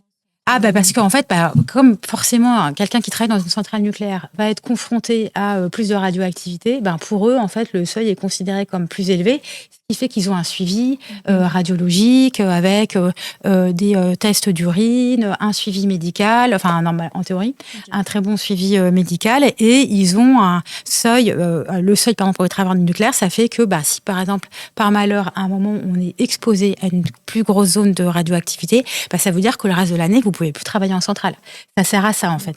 Voilà. Et donc, pour les personnes qui travaillent pas en centrale nucléaire, en fait, le seuil, c'est 1 parce qu'on considère que que en dessous, en fait, c'est la radioactivité naturelle qui de fait existe, et que à partir de 1, on estime que en dessous de 1, il n'y a pas d'effet avéré sur la santé. Bon, tout ça fait l'objet de plein de discussions fort intéressantes mais très techniques. Mais en tout cas, ce qu'il faut avoir en tête, c'est qu'en France, le seuil, c'est 1 millisievert par an pour la population civile, 20 millisieverts par an pour les travailleurs. Or, pourquoi ça nous intéresse par rapport à Fukushima? C'est que au Japon aussi, avant, le seuil, c'était recommandé pour la population civile, c'était 1 millisievert par an. Et ce qui s'est passé, c'est qu'après l'accident nucléaire, dans les zones abonnez-vous à Mediapart à partir de plus de 20 millisieverts par an. On a appliqué aux civils, en fait, la règle des gens qui travaillent, des travailleurs. Exactement. Je te coupe une seule seconde juste pour te remercier. Merci l'Assemblée nationale pour ce raid. Bienvenue à toutes et à tous. On est en train de parler des victimes oubliées de Fukushima avec Jacqueline Garde qui revient d'un reportage de 3 semaines au Japon. N'hésitez pas à poser vos questions. Là, elle nous explique les doses de radioactivité qui sont recommandées, autorisées au maximum pour les simples citoyens et citoyennes. Et la différence avec celle qui a été appliquée aux simples citoyens et citoyennes de Fukushima après l'accident. Exactement. Et donc ça, c'est à la fois technique, mais c'est hyper important parce que ça veut dire que du coup, en fait, ça a créé un seuil d'acceptabilité, on va dire, d'une dose de radioactivité potentielle beaucoup plus importante après l'accident qu'avant l'accident. Du côté du gouvernement japonais, des autorités japonaises, en fait, de leur point de vue, si vous voulez, c'était un truc hyper pragmatique. Considérer que, en fait, 20 millisieverts, oui, c'est beaucoup plus qu'avant, mais c'est quand même beaucoup moins que 100 millisieverts, par exemple. Donc, ce qui est certain. Parce que quelqu'un dit dans le chat, à 100 millisieverts, tu meurs, c'est ça, immédiatement? Non. Il disait à 10 sieverts, oui, c'est la dose létale à 100%. Voilà, ça c'est 10 sieverts, donc c'est pour ça nous on parle en millisieverts. Donc le millisievert, c'est 1 millième de sievert. C'est un peu complexe, mais c'est important de voir que c'est pas du tout la même unité. Donc, considère que 20 millisieverts, en gros, il n'y a pas de consensus scientifique pour dire que c'est dangereux pour la santé. Ce qui est vrai, il n'y a pas aujourd'hui de consensus scientifique pour dire qu'à 20 millisieverts par an, c'est dangereux pour la santé. Mais comme me faisait remarquer une chercheuse à qui je parlais tout à l'heure, 5 ans à 20 millisieverts par an, ça fait 100 millisieverts quand même. Cumulé. Donc en fait, c'est pas si simple de pouvoir assurer de l'innocuité de ces doses. Et par ailleurs, il y a d'autres éléments qui rentrent en compte et qui sont importants à comprendre. C'est que tous les organismes ne réagissent pas de la même manière à la radioactivité. Plus on est jeune, plus on est vulnérable. Donc c'est pour ça que le sort des enfants et des tout jeunes lors de l'accident de Fukushima était particulièrement un sujet d'inquiétude. Parce que en fait, quand on est en situation de croissance, quand on est petit, en fait, le phénomène de croissance et donc de multiplication des cellules, quelque part, fait qu'on est encore plus vulnérable à la radioactivité. Donc ça, c'est la première chose. On n'est pas tous égaux face à ça. Entre hommes et femmes, il y a aussi une inégalité de vulnérabilité à la radioactivité du fait du fonctionnement hormonal qui est pas donc il n'y a pas donc il y a une inégalité du risque pour sa propre santé dans l'exposition à la radioactivité, mais par ailleurs cette radioactivité, elle n'est pas la même partout. Et en fait, ça, on s'en rend compte tout de suite en circulant dans la préfecture de Fukushima, c'est que d'un point à l'autre, les niveaux de radioactivité ne sont pas les mêmes, et donc à des endroits, il y a ce qu'on appelle des points chauds de radioactivité. Donc voilà. Il y a par ailleurs une des personnes que nous avons rencontrées lors de ce reportage, qui est un photographe, Shinichi Ida, qui arpente depuis 15 ans les zones évacuées de Fukushima. Lui, il a fait notamment tout un travail de photographie de mesure que lui-même faisait à côté d'instruments de mesure officiels. C'est une de ces photos, du coup, celle-ci, voilà, en effet. Exactement. Là, c'est l'une de ces photos. Et en fait, on voit que sur son compteur Geiger personnel jaune, il mesure 0,73 microsieverts par heure, alors que le panneau derrière mesure 0,353. 0,73 microsieverts par heure, c'est pas monstrueux, c'est pas on meurt pas du tout de ça. En revanche, l'intérêt de cette photo, donc il a prise lui-même, donc c'était en 2023 à Tsushima, qui est une des villes qui a été évacuée, un des villages qui a été évacué, c'est de montrer que en fonction de où est-ce qu'on place son appareil, on mesure pas la même chose. Et donc, ce qui est beaucoup reproché par certaines associations aux mesures officielles du gouvernement, c'est que les appareils de mesure sont placés à plus d'1 mètre du sol. C'est différent si tu es au ras du sol. Exactement. Voilà. Et or, ce qui se passe, c'est qu'il y a beaucoup de gens qui insistent sur le fait que oui, mais le sol, on marche dessus. Les enfants, ça leur arrive quand même souvent de jouer par terre, et que donc ils reprochent au gouvernement japonais de sous-estimer l'importance de la radioactivité. Et il y a un troisième point en termes de risque que j'ai pas encore évoqué, mais qui est important, c'est que là, depuis tout à l'heure, on parle de la radioactivité atmosphérique, le niveau de radioactivité dans l'air. Mais en fait, la radioactivité, si vous voulez, c'est pas forcément de cette manière-là qu'elle est la plus dangereuse. En revanche, ce qui peut être très dangereux, c'est quand on ingère dans son corps des éléments radioactifs, et ça se produit. Et comment ça se produit? Notamment par la consommation de champignons et d'herbes de montagne. Et c'est là où on est dans un moment particulièrement intéressant et difficile pour les habitantes et habitants de Fukushima, c'est que j'ai pas dit abonnez-vous tout à l'heure pour les gens qui étaient là Mediapart. depuis le début que donc la région. Pardon, vas-y. Une seule seconde pour souhaiter la bienvenue aux personnes qui nous rejoignent. Merci beaucoup d'Hollywood pour le raid. On est en train de parler de Fukushima 15 ans plus tard avec Jade Lingard, qui est journaliste au pôle écologie à Mediapart et qui est allée en reportage sur place et qui nous explique les dissonances qu'il peut y avoir dans les mesures de radioactivité officielles, et celles faites par les habitants. Voilà, et donc on a aujourd'hui notamment tout un problème sur les herbes de montagne et les champignons. Pourquoi est-ce que c'est un problème? La région de Fukushima, on le disait tout à l'heure, c'est une région très rurale, campagnarde, agricole, mais aussi forestière. Elle est vallonnée et ces vallons sont recouverts de forêts. C'est d'ailleurs très beau comme endroit. Or, dans ces montagnes, les gens avaient l'habitude, il y a une culture alimentaire, une tradition alimentaire de consommation de ce qu'ils appellent les sensai, les herbes de montagne qui sont hyper prisées pour leur goût très délicieux. Or, ces herbes poussent dans des zones de forêt, donc, qui sont typiquement les zones qui n'ont pas été décontaminées. Parce que, en fait, la seule manière de décontaminer une forêt, c'est de dégommer la forêt. Donc, en fait, ça n'a pas été fait. Donc, ce qui a été décontaminé, c'est les zones qui étaient absolument nécessaires de décontaminer, les champs, les villages, les lieux d'habitation, les routes. Mais les forêts, en fait, elles ont été laissées parce que ça aurait été terrible de raser tous ces arbres. Ça aurait par ailleurs coûté extrêmement cher de racler toute la terre de toute cette immense région. Donc, les forêts n'ont pas été décontaminées. Et en fait, ce qui se passe, c'est que les années passant, le souvenir de la catastrophe s'estompe. Et donc, les endroits qui restent encore aujourd'hui interdits à l'habitation humaine, c'est en partie les forêts. Mais en fait, de plus en plus, on a, c'est ce que racontent les personnes sur place qu'on a rencontrées, on a des personnes qui retournent dans ces forêts, ont envie d'y retourner, recommencent en fait à cueillir les herbes en se disant, finalement, 15 ans après, c'est OK, c'est bon et tout. Ouais. Sauf qu'en fait, pas du tout. Parce que, à la fois, donc, on a certains radioéléments, donc, césium 134, 137, en tout cas, sodium radioactif, d'un coup, j'ai un micro-doute, qui a une durée de radioactivité, pour le dire de manière triviale, de 30 ans. Donc, qui reste encore aujourd'hui, 15 ans après, c'est encore radioactif. Donc voilà, cette radioactivité, elle se loge en partie dans ces herbes de montagne. Mais on a aussi des phénomènes terribles de recontamination, du fait que comme il y a des zones qui sont encore contaminées, qui n'ont pas été décontaminées, et qu'on a le cycle de l'eau, et donc quand il pleut, l'eau tombe sur la forêt, le ruissellement de l'eau déplace la radioactivité et fait qu'elle continue à circuler en réalité, et d'une manière qui est pas tellement suivie parce que c'est impossible en fait de tout surveiller. Tout ça fait que il y a une sorte de bain, en tout cas il y a une circulation de cette radioactivité.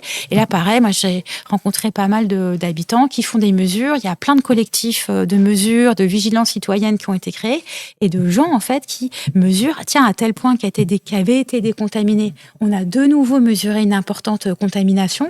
Donc en fait, on a un peu un cycle de contamination qui se réalimente. Et en fait, je veux dire, il n'y a aucun moyen d'y échapper. Enfin, je veux dire, c'est le cycle de l'eau, c'est quelque chose, c'est normal, c'est la vie, quoi. Par ailleurs, il y a besoin qu'il pleuve. Et donc, c'est ça qui fait que les mesures de radioactivité officielles autorisées, en fait, c'est une manière limitée, mais par ailleurs, effectivement, qui relativise la réalité de la présence d'une radioactivité qui est plus multiple et qui est indéniable et qui se réactive d'une certaine manière et qui inquiète beaucoup certaines des personnes qu'on a rencontrées. On a une remarque dans le chat de 1 mètre du sol, donc c'est les mesures officielles. Voilà, les rayons gamma. C'est que les rayons gamma que tu vas capter. Tu peux nous dire. Alors, parce qu'il y a différentes formes, donc il y a différents types de radionucléides et il y a différents types de rayons. La radioactivité, c'est des rayons, les rayons alpha, bêta, gamma, et qui sont, qui sont plus ou moins dangereux à différents endroits. Il y a des rayons qui sont arrêtés, on dit toujours par une simple feuille de papier. Donc une tenue blanche typique empêche le rayonnement. Mais qui, si elles sont ingérées, sont potentiellement très destructrices. Alors que les rayons gamma, typiquement, il faut mettre les vestes plombées pour s'en protéger, mais ça en protège vraiment. Et donc, il y a tous ces différents types de rayons. Effectivement, la personne doit bien connaître. Il y avait une remarque aussi de Terence qui a bien lu ton article sur autant que je lise directement l'extrait. Sur l'infirmier qui dit « Mon voisin est chasseur, raconte Katsuya Oshino, infirmier du village. Il m'a invité à manger chez lui. Je ne pouvais pas refuser. J'ai donc dégusté 230 grammes de viande. Quelques jours plus tard, j'ai eu un examen de mesure de radioactivité interne. La personne du labo m'a dit « Mais qu'est-ce que vous avez mangé? Ne faites plus ça. » Il y a un manque d'information aussi peut-être des gens sur place sur ce qui... Et en fait, risques. Le déni, c'est-à-dire un truc de « En fait, t'es chasseur. Oui. T'as envie de chasser. Et en fait, 15 ans après... C'est pour ça que la question de la durée, elle est intéressante parce qu'il y a un hiatus, en gros, entre la réalité de la pollution radioactive qui se poursuit et la volonté des gens de passer à autre chose. De reprendre le cours de leur vie. Reprendre le cours de leur vie, de chasser. Ils aiment chasser. Le gouvernement réouvre à l'habitation des zones entières. On se réinstalle dans son village. À côté du village, il y a la forêt. On se dit, oui, mais bon... c'est pas top, mais bon, si de temps en temps je vais chasser, pourquoi pas? Et en fait, quand on est le voisin de cette personne et qu'on réhabite ensemble, c'est délicat en fait de refuser une invitation à dîner. Et donc, en fait, c'est toutes ces questions hyper sensibles de comment on fait lien et comment on continue à être des voisins ensemble et à cohabiter. Et donc, c'est toute la question de la cohabitation avec la radioactivité qui est posée. Et de ce point de vue-là, peut-être on peut citer le travail d'une chercheuse, moi que j'ai trouvé vraiment passionnant, qui s'appelle Sophie Houdard, qu'on avait interviewée en janvier dans le journal. Et Sophie Houdard, donc elle est anthropologue et elle a publié un livre que je trouve assez passionnant sur une commune, un village, alors qui se trouve à proximité de Fukushima, mais pas dans les zones évacuées, et donc où les gens sont restés habités, et donc qui ont été moins exposés à la radioactivité que d'autres, parce que protégés par une montagne, et pour autant, c'est celui-là, son livre, et l'interview autour de son livre, et en fait, ça fait 10 ans qu'elle retourne dans ce village et en fait elle raconte comment les gens en fait se sont reconstruits un savoir de comment habiter dans leur lieu de vie. Et donc, par exemple, ont changé d'espèce de riz qu'ils cultivent, ont appris à planter différemment leur forêt pour planter des arbres au tronc lisse et pas au tronc plein d'aspérité, parce qu'ils ont compris que les troncs pleins d'aspérité gardaient plus la radioactivité que les troncs lisses. D'accord. Je vous donne 2 exemples comme ça dont je me suis souvenue, mais je trouve que ça décrit très bien en fait les problèmes auxquels sont confrontées des personnes qui se retrouvent obligées de cohabiter avec la radioactivité et qu'en même temps, quelque part au bout d'un moment, ces personnes elles se disent il faut faire avec. Et ça fait l'objet de plein de discussions, si vous voulez, politiques, enfin moi je dirais presque un peu philosophiques. C'est jusqu'où on refuse la radioactivité et est-ce que la seule réponse c'est de s'enfuir?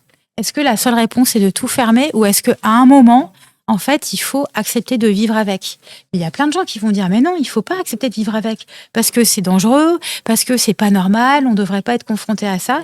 Et il y a des personnes, donc notamment celle qui a rencontré Sophie Houdard, qui font le choix en fait de rester habiter là, de pas abandonner leur lieu de vie à la radioactivité, mais plutôt d'apprendre à s'en protéger. Et qui créent une sorte de communauté hyper active, qui se pose plein de questions, qui essaie de trouver des solutions. Et moi, je trouve intéressant de Et de pas avoir un regard moral là-dessus. Pas se dire, ah, mais ils ont tort, ou c'est les autres qui ont tort. Et c'est vrai que c'est des sujets qui sont hyper sensibles et les gens s'affrontent. Pro-nucléaire ou anti-nucléaire, les gens s'affrontent, en fait, sur ces sujets. Mais en fait, ce qui est intéressant, c'est que une partie de ces habitants, ils se positionnent pas tellement sur pro ou anti-nucléaire. Mais ils disent, nous, on se retrouve là, voilà, on reste ou on reste pas. On reste habité ou on reste pas habité. Par exemple, moi, dans mon reportage, j'ai rencontré pas mal de personnes qui sont restées habitées, alors pas dans les endroits les plus pollués, mais par contre, qui sont devenues super militantes. Et donc, qui organisent des collectifs de mesures, qui font des cartes. Les Mamabec. Les Mamabec. Alors, Mamabec, c'est incroyable. Donc, c'est une association de mères de famille, de mamans.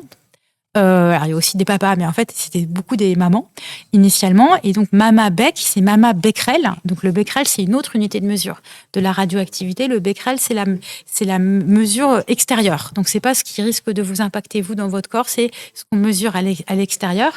Et en fait, elles se sont montées en collectif de mesure de la radioactivité quand elles ont compris que, elles habitaient dans des zones qui n'avaient pas été évacuées. Mais quand elles ont compris que dans ces zones pas évacuées, il y avait quand même de la radioactivité, et que leurs enfants jouaient dans des parcs, des aires pour enfants, etc., dans lesquels potentiellement il y avait de la radioactivité, mais elles n'étaient pas sûres. Et elles se sont dit, en fait, mais nous, il faut qu'on sache, parce que justement, il y avait ces instruments de mesure à 1 mètre du sol. Elles disent, mais nous, nos gosses, ils jouent dans le sable. Et donc, ils mettent le sable dans la bouche, dans le nez, les trucs que font les enfants, quoi. Ils jouent à la cuisine et tout. Et elles ont commencé à super s'inquiéter. Et donc, elles se sont dit, il faut qu'on se forme. Donc, elles se sont formées, elles ont appris à utiliser les machines, elles font des mesures, elles publient les mesures maintenant sur le site de la commune Zut, j'ai oublié, excusez-moi, le nom de la commune. Elles sont à Okuma. À Okuma, mais aussi... Ça va me revenir. Excusez-moi. Futaba ? Ouais, non, c'est pas... Ouais, mais c'est pas Futaba. Iwaki ? À Iwaki. Elles sont notamment à Iwaki. Et à Iwaki, il y a un autre endroit que j'ai trouvé absolument fascinant, qui est un laboratoire tenu par une autre association qui s'appelle Tarashine.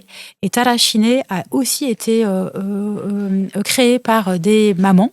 Des mères de famille. Et Tarashine, là, c'est un laboratoire, mais franchement, vous rentrez dans ce laboratoire, vous avez l'impression d'être au CNRS. C'est-à-dire qu'il y a plein de machines hyper top en termes de technique. Oui, c'est la photo qu'on voit là. C'est la photo qu'on voit avec donc une personne qui découpe les carottes qui ont été apportées par quelqu'un qui a un jardin potager et qui voulait faire tester ses carottes. Est-ce que c'est OK que je les mange ? Globalement, sur le maraîchage, moi, de ce que j'ai compris, c'est plutôt OK, mais qui quand même ont cette pratique de veille. Et à Tarashine, elles font des mesures de tout ce que leur apportent les habitants, de produits maraîchers, d'herbes de montagne. Et c'est plutôt là, aujourd'hui, qu'est mesurée la radioactivité. Elles font des mesures de l'eau rejetée dans le Pacifique, parce qu'il y a des pêcheurs, en fait, qui pêchent dans le Pacifique. Une question sur le poisson tout à l'heure, sur un impact. Oui, tout à fait. Alors de différentes manières, parce que c'est pas forcément directement, c'est pas forcément que les poissons ils se contaminent pas forcément par la contamination des rejets d'eau radioactifs, quoique c'est quelque chose qu'il va falloir suivre, mais notamment, mais plutôt par le fait de manger du plancton qui lui-même a été irradié. Ou il y a aussi le cas des poissons qui remontent les rivières et qui se retrouvent à manger du plancton ou autre nourriture, autre nourriture qui a été irradiée. Donc c'est là aussi où on a un phénomène de reproduction en fait de contamination. Et donc Tarashine, elles font aussi des prélèvements d'eau dans le Pacifique à proximité de là aujourd'hui où TEPCO, donc l'exploitant de la centrale de Fukushima Daiichi, rejette de l'eau contaminée.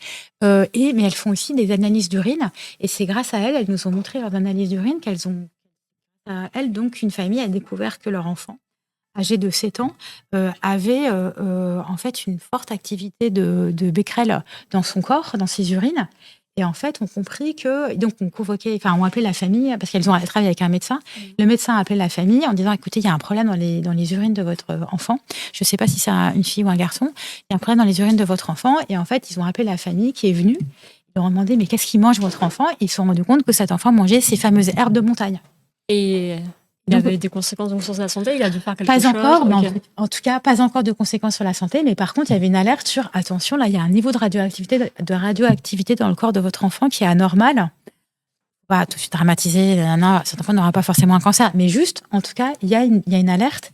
Et donc, elles font des enquêtes, en fait. et des enquêtes. Ah, mais donc consommation d'herbes de montagne, il faut pas consommer ça, on vous encourage à pas le faire. Et j'ai trouvé que c'était un exemple hyper intéressant parce que actif, intelligent et en même temps vraiment de soin quoi, d'une communauté par ce collectif. Donc Tarachiné, ouais, vraiment franchement respect à ce collectif. Dans le chat, il y a pas mal de personnes qui réagissent, notamment avec les champignons qu'on a allègrement consommés dans le sud-est, et j'en fais partie. J'en ai ramassé toute mon enfance et j'en ai mangé parce que il s'est arrêté le nuage de Tchernobyl, donc on pouvait manger des champignons. Oui. Est-ce que vous, dans le chat, vous feriez partie de ces gens qui prennent leur propre dosimètre, ou est-ce que vous feriez confiance aux mesures? Est-ce que vous mangeriez la nourriture que un voisin vous propose? Je suis curieuse d'avoir aussi vos avis. Moi, je me souviens quelques semaines après l'accident que même à Tokyo, il y avait des mères de famille qui faisaient des relevés dans des parcs parce qu'il y avait une telle absence d'information que c'était aussi difficile de savoir à qui faire confiance. Oui. Il y avait eu aussi à un moment un pseudo, enfin je ne sais pas si on peut dire un scandale, mais en tout cas en supermarché des produits laitiers qui étaient étiquetés comme venant de Hokkaido alors qu'en fait ils venaient de la région de Fukushima. Et les gens qui les avaient consommés en fait se sentaient bernés parce qu'on ne savait pas encore à ce moment-là la dangerosité de consommer. Et je me souviens, Magara, si tu es toujours dans le chat, même d'une foire pour déguster, parce qu'en fait, ce qui est très cruel, c'est que cette région de Fukushima, c'est un peu le grenier vert, c'est comme Tchernobyl finalement du Japon, avec beaucoup de riz qui sont très réputés, une zone très rurale et agricole. Et il y avait une foire de dégustation pour soutenir en gros le patrimoine gustatif de cette zone. Et moi, je m'étais dit, trop envie de manger ça. Et les gens, on avait une discussion avec un collègue japonais. Magara est là, je me rappelle des encouragements à soutenir le Sendai. On a fait des produits un peu partout dans Tokyo. Parce que bien sûr qu'il y avait une grande compassion pour ces gens qui avaient tout perdu. Et à la fois, la peur de tomber malade. Et moi, je me souviens qu'un collègue japonais nous avait dit, mais moi, je suis patriote, c'est ça, soutenir son pays. Je continuerai à consommer quoi qu'il arrive. Sendai, mais on était, je sais pas, un mois après Fukushima. Enfin, peut-être pas 2 mois après Fukushima. Bref. Non, mais c'est hyper intéressant. Ça montre bien. Moi, je pense que c'est un problème d'incompréhension, en fait. C'est quoi la radioactivité? Et en fait, oui, alors, il y a toute une idéologie nationaliste, mais encore aujourd'hui au Japon. La première ministre du Japon, Takeishi, qui appartient en partie de la droite nationaliste, qui, il y a quelques années, avait fait scandale en disant qu'il n'y avait pas de victimes à Fukushima. Obligé de revenir sur cette déclaration c'est un exemple parmi plein d'autres qui montre bien à quel point c'est un sujet hyper politique et que la volonté aujourd'hui pour les autorités de la part des autorités japonaises d'affirmer à ce point que la catastrophe est terminée, évidemment que c'est par rapport à la volonté de montrer un pays hyper fort, hyper puissant, capable de régler un problème aussi grave qu'un accident nucléaire. Donc c'est sûr que c'est extrêmement idéologisé et que c'est pour ça qu'il y a un enjeu, moi, je trouve vraiment important à factualiser, décrire de la manière la plus empirique possible. Et je dirais, alors c'est compliqué, la moins passionnelle possible, ce sujet, alors qu'en fait, on voit bien que ça provoque plein d'émotions, parce qu'il y a l'émotion de la peur, on parle de la santé des enfants, évidemment, que ça provoque plein d'émotions et que il faut pas non plus avoir peur de tout. Et c'est là où ça pose des questions, moi, je trouve, démocratiquement très importantes c'est quoi la bonne manière démocratique, en fait, de gérer une catastrophe de ce type? En disant le moins possible pour pas faire d'effet de panique ou alors tout communiquer? Moi, je pense qu'il faut informer les gens. Les gens sont adultes, il faut les informer, mais informer des gens sans leur donner les outils, en fait, pour se protéger, ça les met en situation d'impuissance.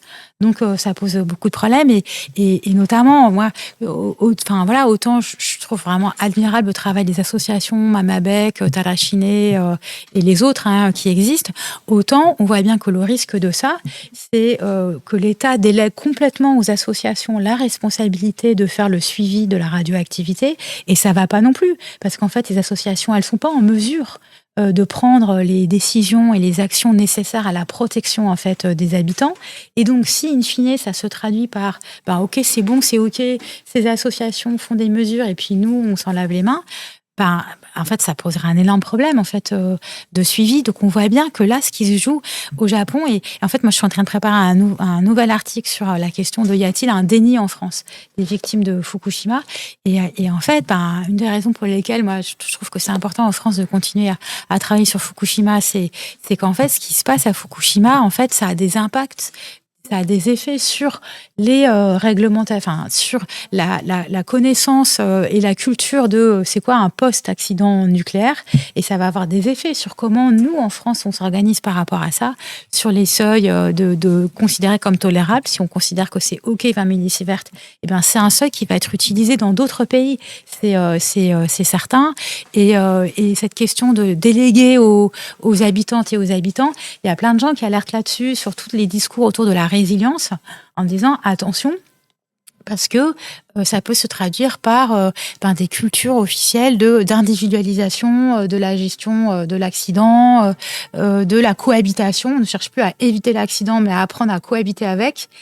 Tout ça est très ambigu, parce qu'en même temps, enfin voilà, il faut, dans certains cas, des gens sont obligés d'apprendre à cohabiter, et c'est pas mauvais en soi d'apprendre à cohabiter, mais si ça prend le pas, si ça se substitue à une politique d'évitement de la catastrophe, là, ça devient problématique. Et en fait, quand on a un pays comme la France où il y a autant de réacteurs nucléaires, pour moi, c'est des discussions qu'on devrait avoir, en fait, démocratiquement. Qu'est-ce qu'on fait ? Qu'est-ce qu'on ferait dans ce genre de situation ? Et on voit bien que c'est pas du tout des discussions qu'on a. On avait une question de Masque. Il y avait une autre question que je pense de Terence que je vais te poser. Est-ce que le gouvernement aide financièrement les personnes qui décident de retourner ? Oui, tout à fait. Là-bas. C'est une question tout à fait importante, parce que oui, il y a une aide, il y a des subventions financières vraiment importantes pour revenir habiter dans les zones qui ont été évacuées. Il y a des logements qui sont très peu chers, en plus des aides financières, des compléments de salaire pour les personnes qui font des boulots qui sont souvent pas très rémunérés. Donc il y a une grosse politique économique d'aide au retour.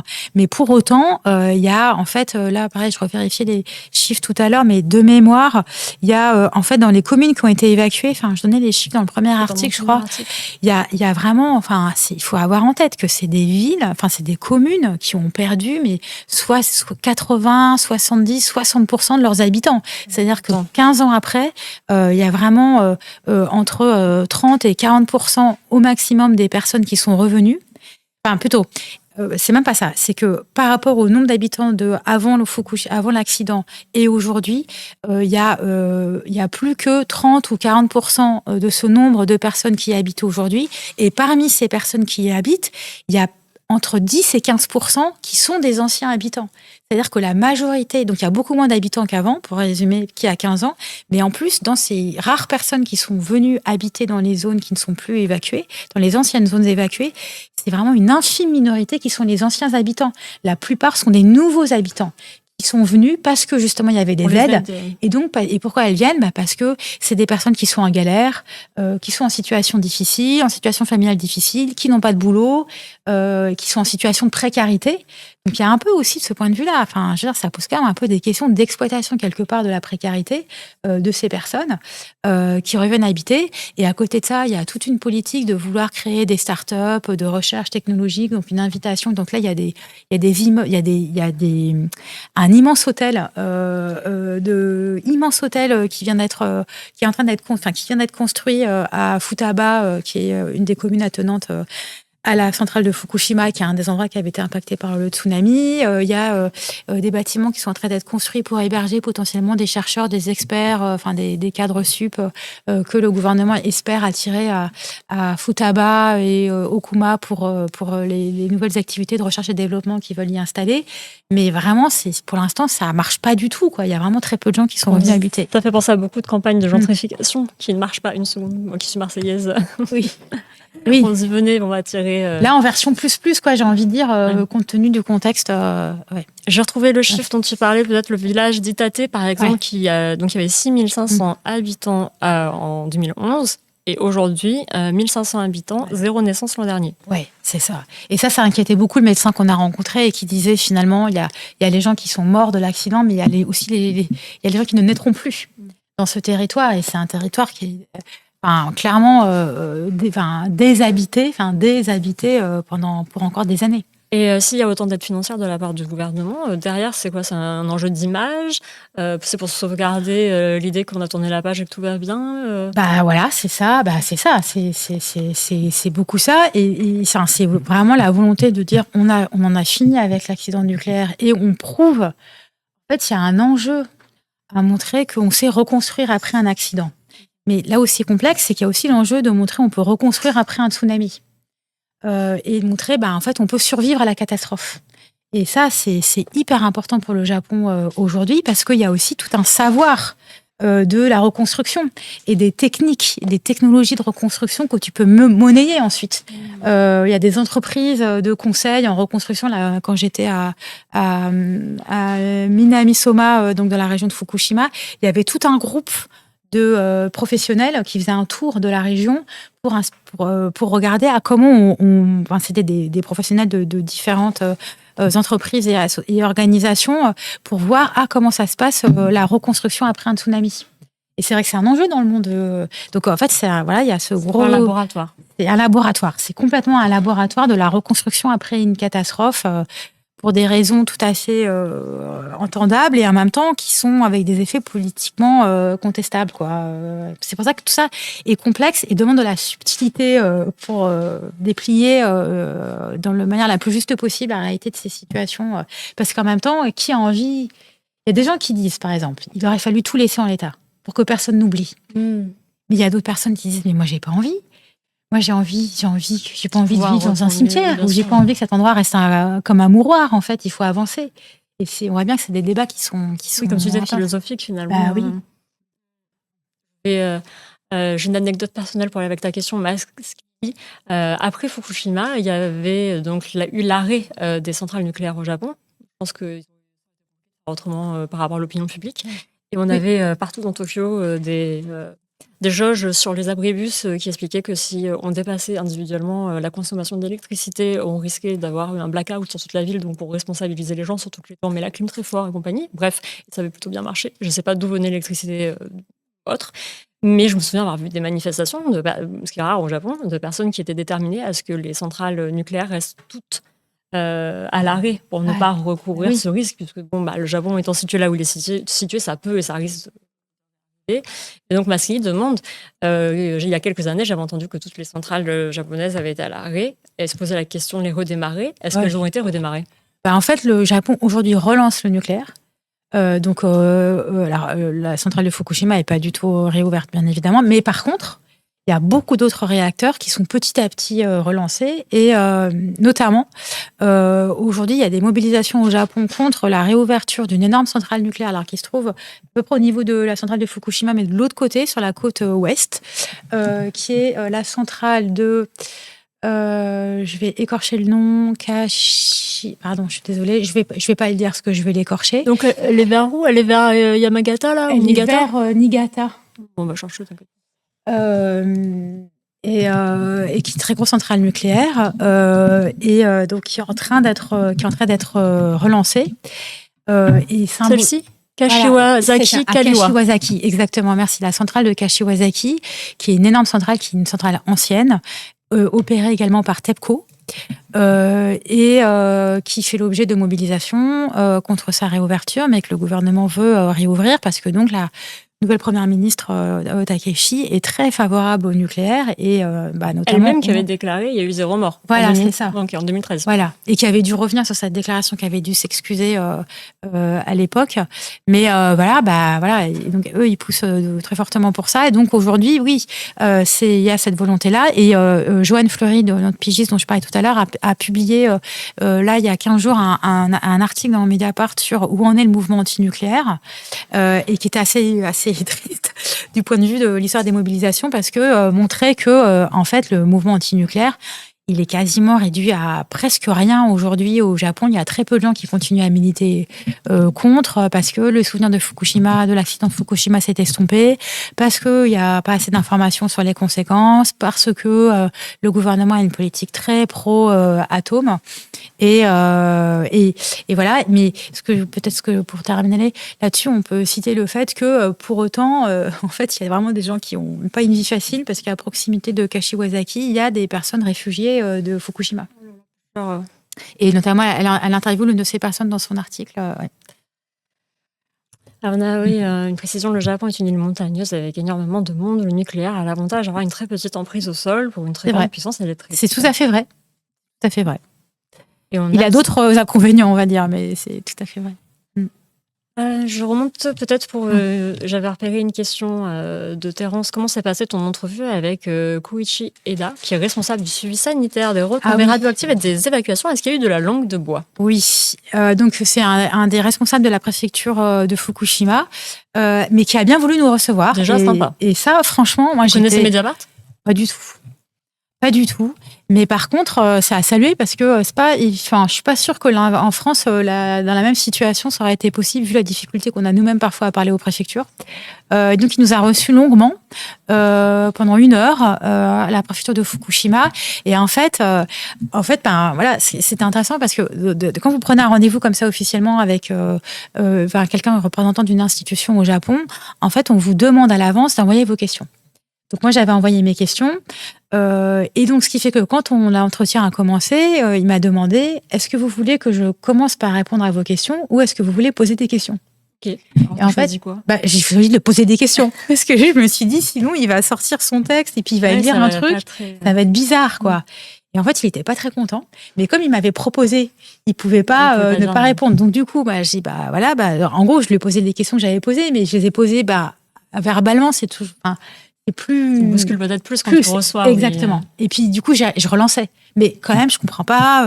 Tout ça, c'est en japonais grâce aux traductrices, super traductrices qui m'accompagnaient. Et en fait, il n'était pas content. Et donc, ce qui fait que, voilà, il manifestait. Au bout d'un moment, comme ils sont très polis, il était très poli. Et voilà, mais au bout d'un moment, il a quand même manifesté un peu son impatience face à mes questions. Mais c'est vrai que c'était un peu un dialogue de sourds, c'est-à-dire que lui, voilà, il donnait la version officielle, notamment c'était une discussion sur la question du bilan sanitaire, de l'effet du lien entre les cancers de la thyroïde et l'exposition à la pollution de la centrale, etc. Donc en fait, au bout d'un moment, voilà, il est revenu à son discours.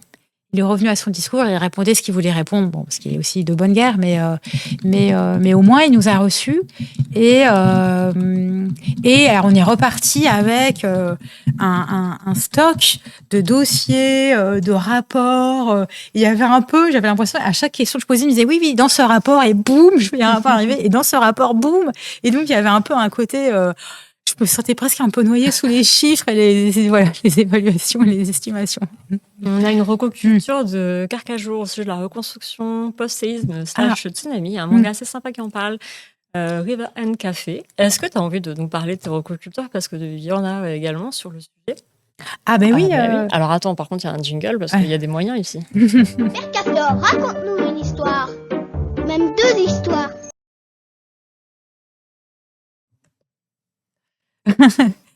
Et donc c'est l'instant Mercator, l'instant des recocultures de Jade. Voilà, donc en lien direct, peut-être je peux commencer par ça. Je voulais partager avec vous la référence de Gano pieds nus, donc de Keiji Nakazawa, c'est ça, qui est un manga, alors qui est hyper connu au Japon parce que en fait c'est le manga qui a transmis l'histoire de Hiroshima. Qui avait été traduit en français, puis épuisé, et qui est republié depuis l'année dernière. Donc là, il y a les 2 premiers tomes qui ont été traduits en français. Voilà, c'est vraiment une lecture extraordinaire. C'est bouleversant. C'est difficile de le lire sans en pleurer, pour tout vous dire. Et c'est le récit d'Hiroshima, donc des effets de la bombe d'Hiroshima. C'est le récit par un enfant qui est Gen aux pieds nus, le héros de ce récit, qui raconte, alors je vais pas vous déflorer, mais voilà ce qui est arrivé à sa famille. Et ce qui, en fait, c'est d'autant plus poignant, si vous voulez, que c'est extrêmement réaliste. Et ce réalisme est basé sur les souvenirs du mangaka, de l'auteur, qui lui-même est un enfant d'Hiroshima. Et a été toute sa vie, enfin pas toute sa vie justement, mais à un moment dans sa vie, c'est d'abord commencer sa vie en un peu voulant faire autre chose et pas se préoccuper d'Hiroshima, etc.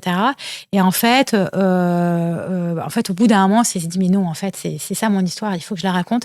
Et donc a dédié sa vie à la mémoire d'Hiroshima. Il est mort là il y a quelques années. Et ce qu'il faut savoir, donc ce manga hyper connu au Japon. dans les bibliothèques, dans les écoles, etc. Et en fait, pour vous donner un exemple des effets de l'extrême droite sur la culture, ce que m'expliquait Johan, donc notre pigiste à Tokyo, c'est que la ville de d'Hiroshima, désormais est dirigée par un maire d'extrême droite, qui a demandé le retrait de gaines aux pieds nus des bibliothèques d'Hiroshima au nom du fait que c'est trop traumatisant pour les enfants. Donc en fait, on voit bien que même pour Hiroshima, 80 ans après, la bataille de la mémoire continue à être menée, quoi. Et qu'il y a vraiment il y a une volonté d'effacer, là aussi, d'effacer le souvenir, c'est des vieilles histoires, etc. Mais voilà, c'est vraiment, voilà, je recommande fortement parce que c'est vraiment, moi, j'ai trouvé extraordinaire. En gros, c'est hallucinant. Mais ça fait penser aux politiques voilà, Trump. De Trump, exactement. Moi, ça fait tout à fait penser à ça, d'effacement quoi, de la mémoire populaire. Oui, après, il va enlever le journal d'Anne Frank, ou que c'est. C'est un peu ce même genre d'idée, quoi. Ouais. Une forme de révisionnisme, en fait, historique. Ok. Ta deuxième, recoculture dans un autre. Alors, rien à voir. Vraiment rien à voir, mais c'est parce que c'est le livre que je suis en train de lire. Mais vraiment rien à voir. Mémoire des années de jeune fille d'un homme. Donc en fait, c'est un texte dont vous avez peut-être entendu parler, mais en gros, c'est un livre qui se compose de 2 textes. Le premier texte, qui est un texte historique écrit par un auteur allemand au début du XXe siècle, qui est le témoignage donc d'une personne qui est née fille avant de s'assumer de genre masculin. Donc, évidemment, à une époque où on ne parlait pas encore de cisgenre. En 1907, ouais. Voilà, c'est ça. C'est vraiment tout début du XXe siècle. Donc, on ne parlait pas encore de cisgenre, de trans. Voilà. Ces sujets-là n'étaient pas du tout. Enfin, déjà, c'est pas évident aujourd'hui, mais c'était pas encore moins verbalisé et accepté qu'aujourd'hui. Donc, c'est un témoignage historique assez extraordinaire parce que c'est raconté très en détail de voilà cette dysphorie de genre. Par cet auteur anonyme et texte donc historique et réédité aujourd'hui et accompagné d'un texte du philosophe Paul B. Preciado qui est voilà un des grands penseurs contemporains. Moi de mon point de vue, je suis très admirative de son travail. Je trouve que c'est vraiment une pensée révolutionnaire dans plein de sens et donc Paul B. Preciado est un homme trans, a beaucoup écrit là-dessus, s'est beaucoup exprimé là-dessus et donc écrit un texte hyper beau en écho au texte allemand de Nobody sur justement en jouant sur body, my body, voilà et donc à l'occasion d'écouter Paul Preciado le 23 avril à la librairie Violette & Co, librairie féministe et queer parisienne pour celles et ceux qui pourraient être à Paris. Mais franchement, en fait, je trouve que c'est très émouvant comme récit, mais par ailleurs, en fait, je trouve ça hyper intéressant de lire des textes si anciens. Ils parlent de questions, parfois on peut avoir l'impression que les questions de genre et de dysphorie de genre et de transidentité, elles sont très contemporaines, mais en fait, non, en fait, elles sont très anciennes et je trouve pour moi, c'est très précieux, quoi, les textes historiques. Et visiblement, il arrive à changer de sexe officiellement en 1906. C'est hallucinant que ça a été possible, alors que maintenant, c'est quelque chose qui est difficile. C'est ça, et qui reste si contesté. Ouais. Et voilà. Et pour malheureusement la reco musique, je vous mets le lien, mais je ne peux pas passer de la musique, sinon nous allons nous faire striker. Donc il faut que tu nous en parles. Ah oui, pardon. Ah mais oui, c'est vrai, j'avais oublié. C'est pas grave, au moins, à moins que tu aies envie de chanter. Je vais vous épargner cette épreuve. C'est Léonie Pernet, musicienne électronique. Et ce que voilà, je fais la reco notamment de Paris-Brazzaville. Personnellement, j'aime beaucoup ce morceau. Mais je ne sais pas si ça va intéresser les gens que j'aime ce morceau. En tout cas, moi, je l'aime beaucoup. Et en fait, je trouve que c'est une super musicienne électronique, super compositrice et puis tout son univers aussi de paroles. Enfin voilà, c'est quand même assez situé politiquement d'une manière très chouette. Avec un bon engagement là où il faut. Et il se trouve qu'elle passe en concert à Paris demain. Et voilà, je me disais que c'était l'occasion de le signaler. Mais voilà, mais oui, c'est une tournée en fait. C'est une tournée. Alors Rennes, c'est complet, mais il y a la Seine-sur-Mer, il y a une scène en Belgique, à Aix-les-Bains. Voilà. Ouais. Elle était passée à Rock en Seine l'année dernière et c'était un très chouette concert. Elle avait le coup sein d'un caissier qu'elle avait lancé dans la foule. Et je trouve que c'était beau l'idée de jouer ce jeu d'Astar qui lance un truc dans la foule, mais là c'était un caissier. Enfin voilà, c'est pour donner un exemple de son engagement. Ouais. On a eu des commentaires pendant ce temps dans le chat sur l'anime, mais aussi Gen Hiroshima. Ah oui, oui. Toujours à regarder. Oui. Merci Super Kiwou pour cette recommandation de soirée Gen Hiroshima, puis le tombeau des Lucioles. Ah vous voyez les boîtes de mouchoirs. Pour deux très beaux films, mais assez durs néanmoins. C'était pas le happy feeling. Bon, et je sais que tu avais des impératifs familiaux, on a un petit peu débordé. Pardon. Si tu veux, je peux te laisser y aller pendant que je conclue. Si t'es pressée, c'est possible. Ouais, si ça vous va. Est-ce qu'il y aura une marche écologique au festival avant que je te libère? Oui, tout à fait. On va recommencer les marches, les balades fleurs de béton. J'avais adoré le nom, Fleur de béton, incroyable. Donc, venez en juin à Aubervilliers. Merci Terence. Je vous jure que Terence, ce n'est pas un emploi déguisé. Merci beaucoup Terence. En tout cas, merci à toi pour ta présence ce soir. Et merci à vous. Très intéressant. Merci d'avoir renseigné ce manque d'infos cruel en France et qui donne des clés maintenant pour répondre un peu aux gens qui manquent de décence ou de respect pour qui des remords à Fukushima. Ça me révolte à chaque fois. Donc, merci beaucoup pour ça. Merci beaucoup. Merci pour vos questions aussi dans le chat.